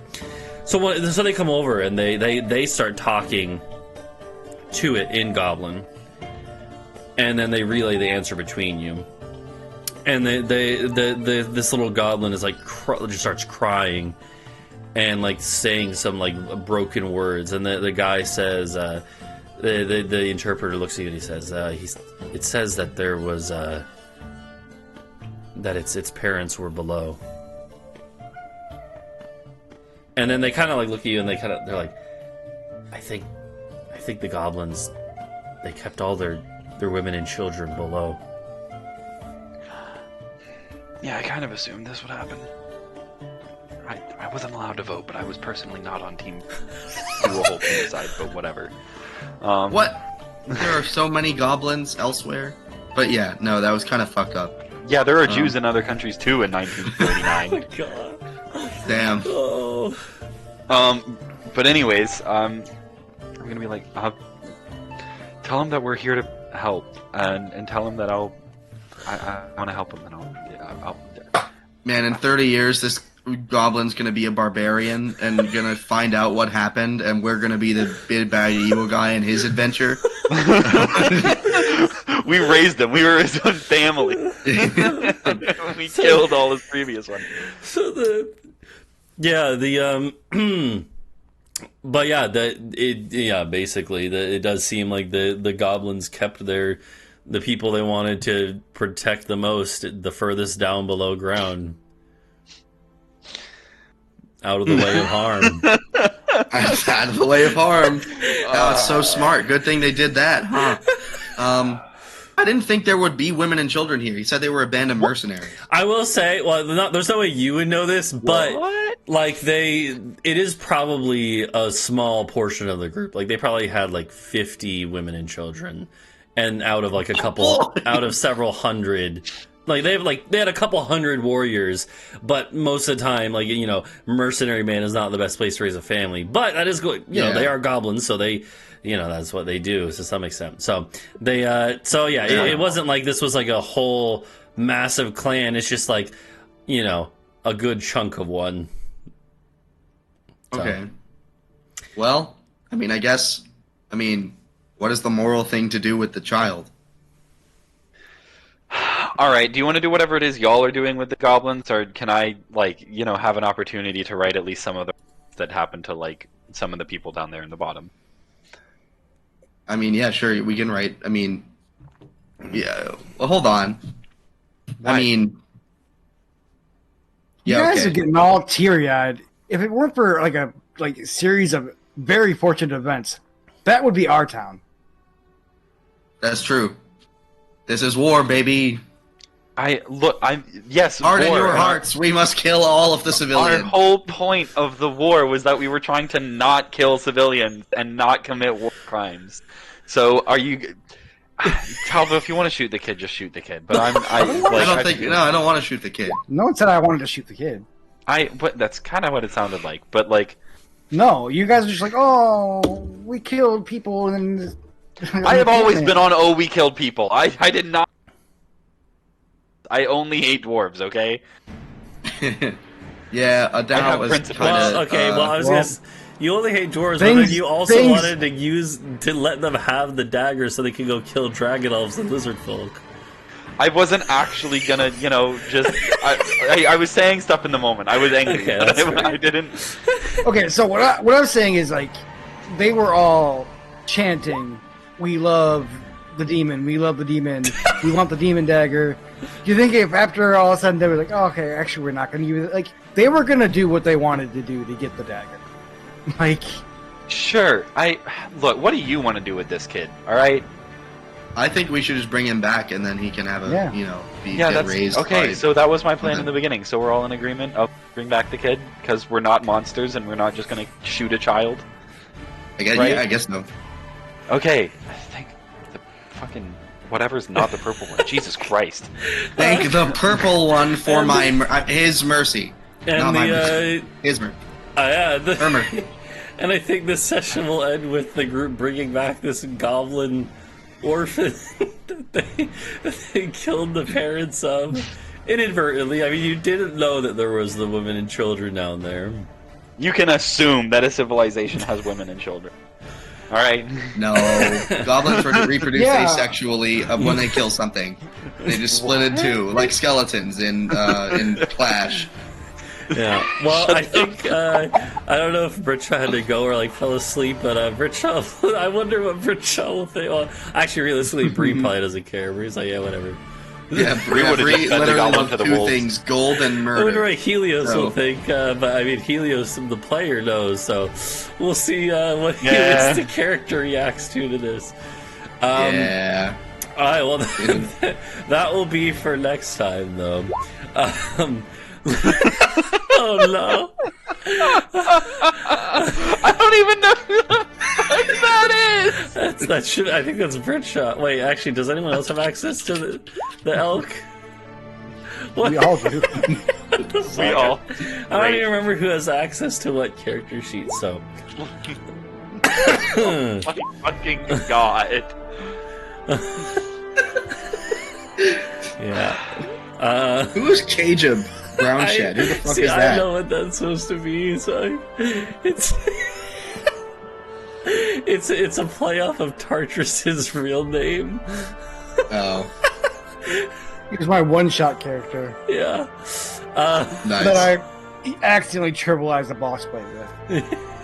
Yeah. He's like, we're gonna have a one-shot. You can have one magic item. Like, I want a fire sword. Oh, the boss is a tree. Oh. Yeah. All right. Well, that will do it for us. We'll see. Yay! Good job, everyone. Yeah. We did it. We did it. Woo, yeah. Also, I do just want to say I didn't come up with the women and children being below grounds thing after the fact. I knew that ahead of time, which is why when I like you guys were talking about earthquake, I'm like, oh jeez. But it's not something I made up after the fact to punish you guys. I literally, like, legit was like when I was thinking It about makes the sense. group. It makes sense. When I was thinking about the group, I was like, okay, they would definitely have like some women and children with them because they're a traveling warband. But actually, that's a real thing, by the way. Is that like in real life, like there's I read a book about the Catalan mercenary company that went and like fucked up a bunch of the Byzantine Empire when they were betrayed by the Byzantine Empire. It's really interesting read, but they literally, like, a lot of them had like their families with them. like that just like trailed along with the whole mercenary company for like 10 years. So Damn. it's pretty wild. So it's not even that like out there. Yeah. Oh yeah. Well, that'll do it for us. We'll see everyone. Presumably, okay. Let's see. Next week is I mean, I should be good next week. So, Yeah, I'll be good with 29. Yeah, 29th. So, Yeah, that should be fine. All right. We'll see everyone later. Bye bye. Bye-bye. Merry Christmas, everyone. Yeah. Merry Christmas. I hope mass murder was on your Christmas wish list because you got it. Yeah.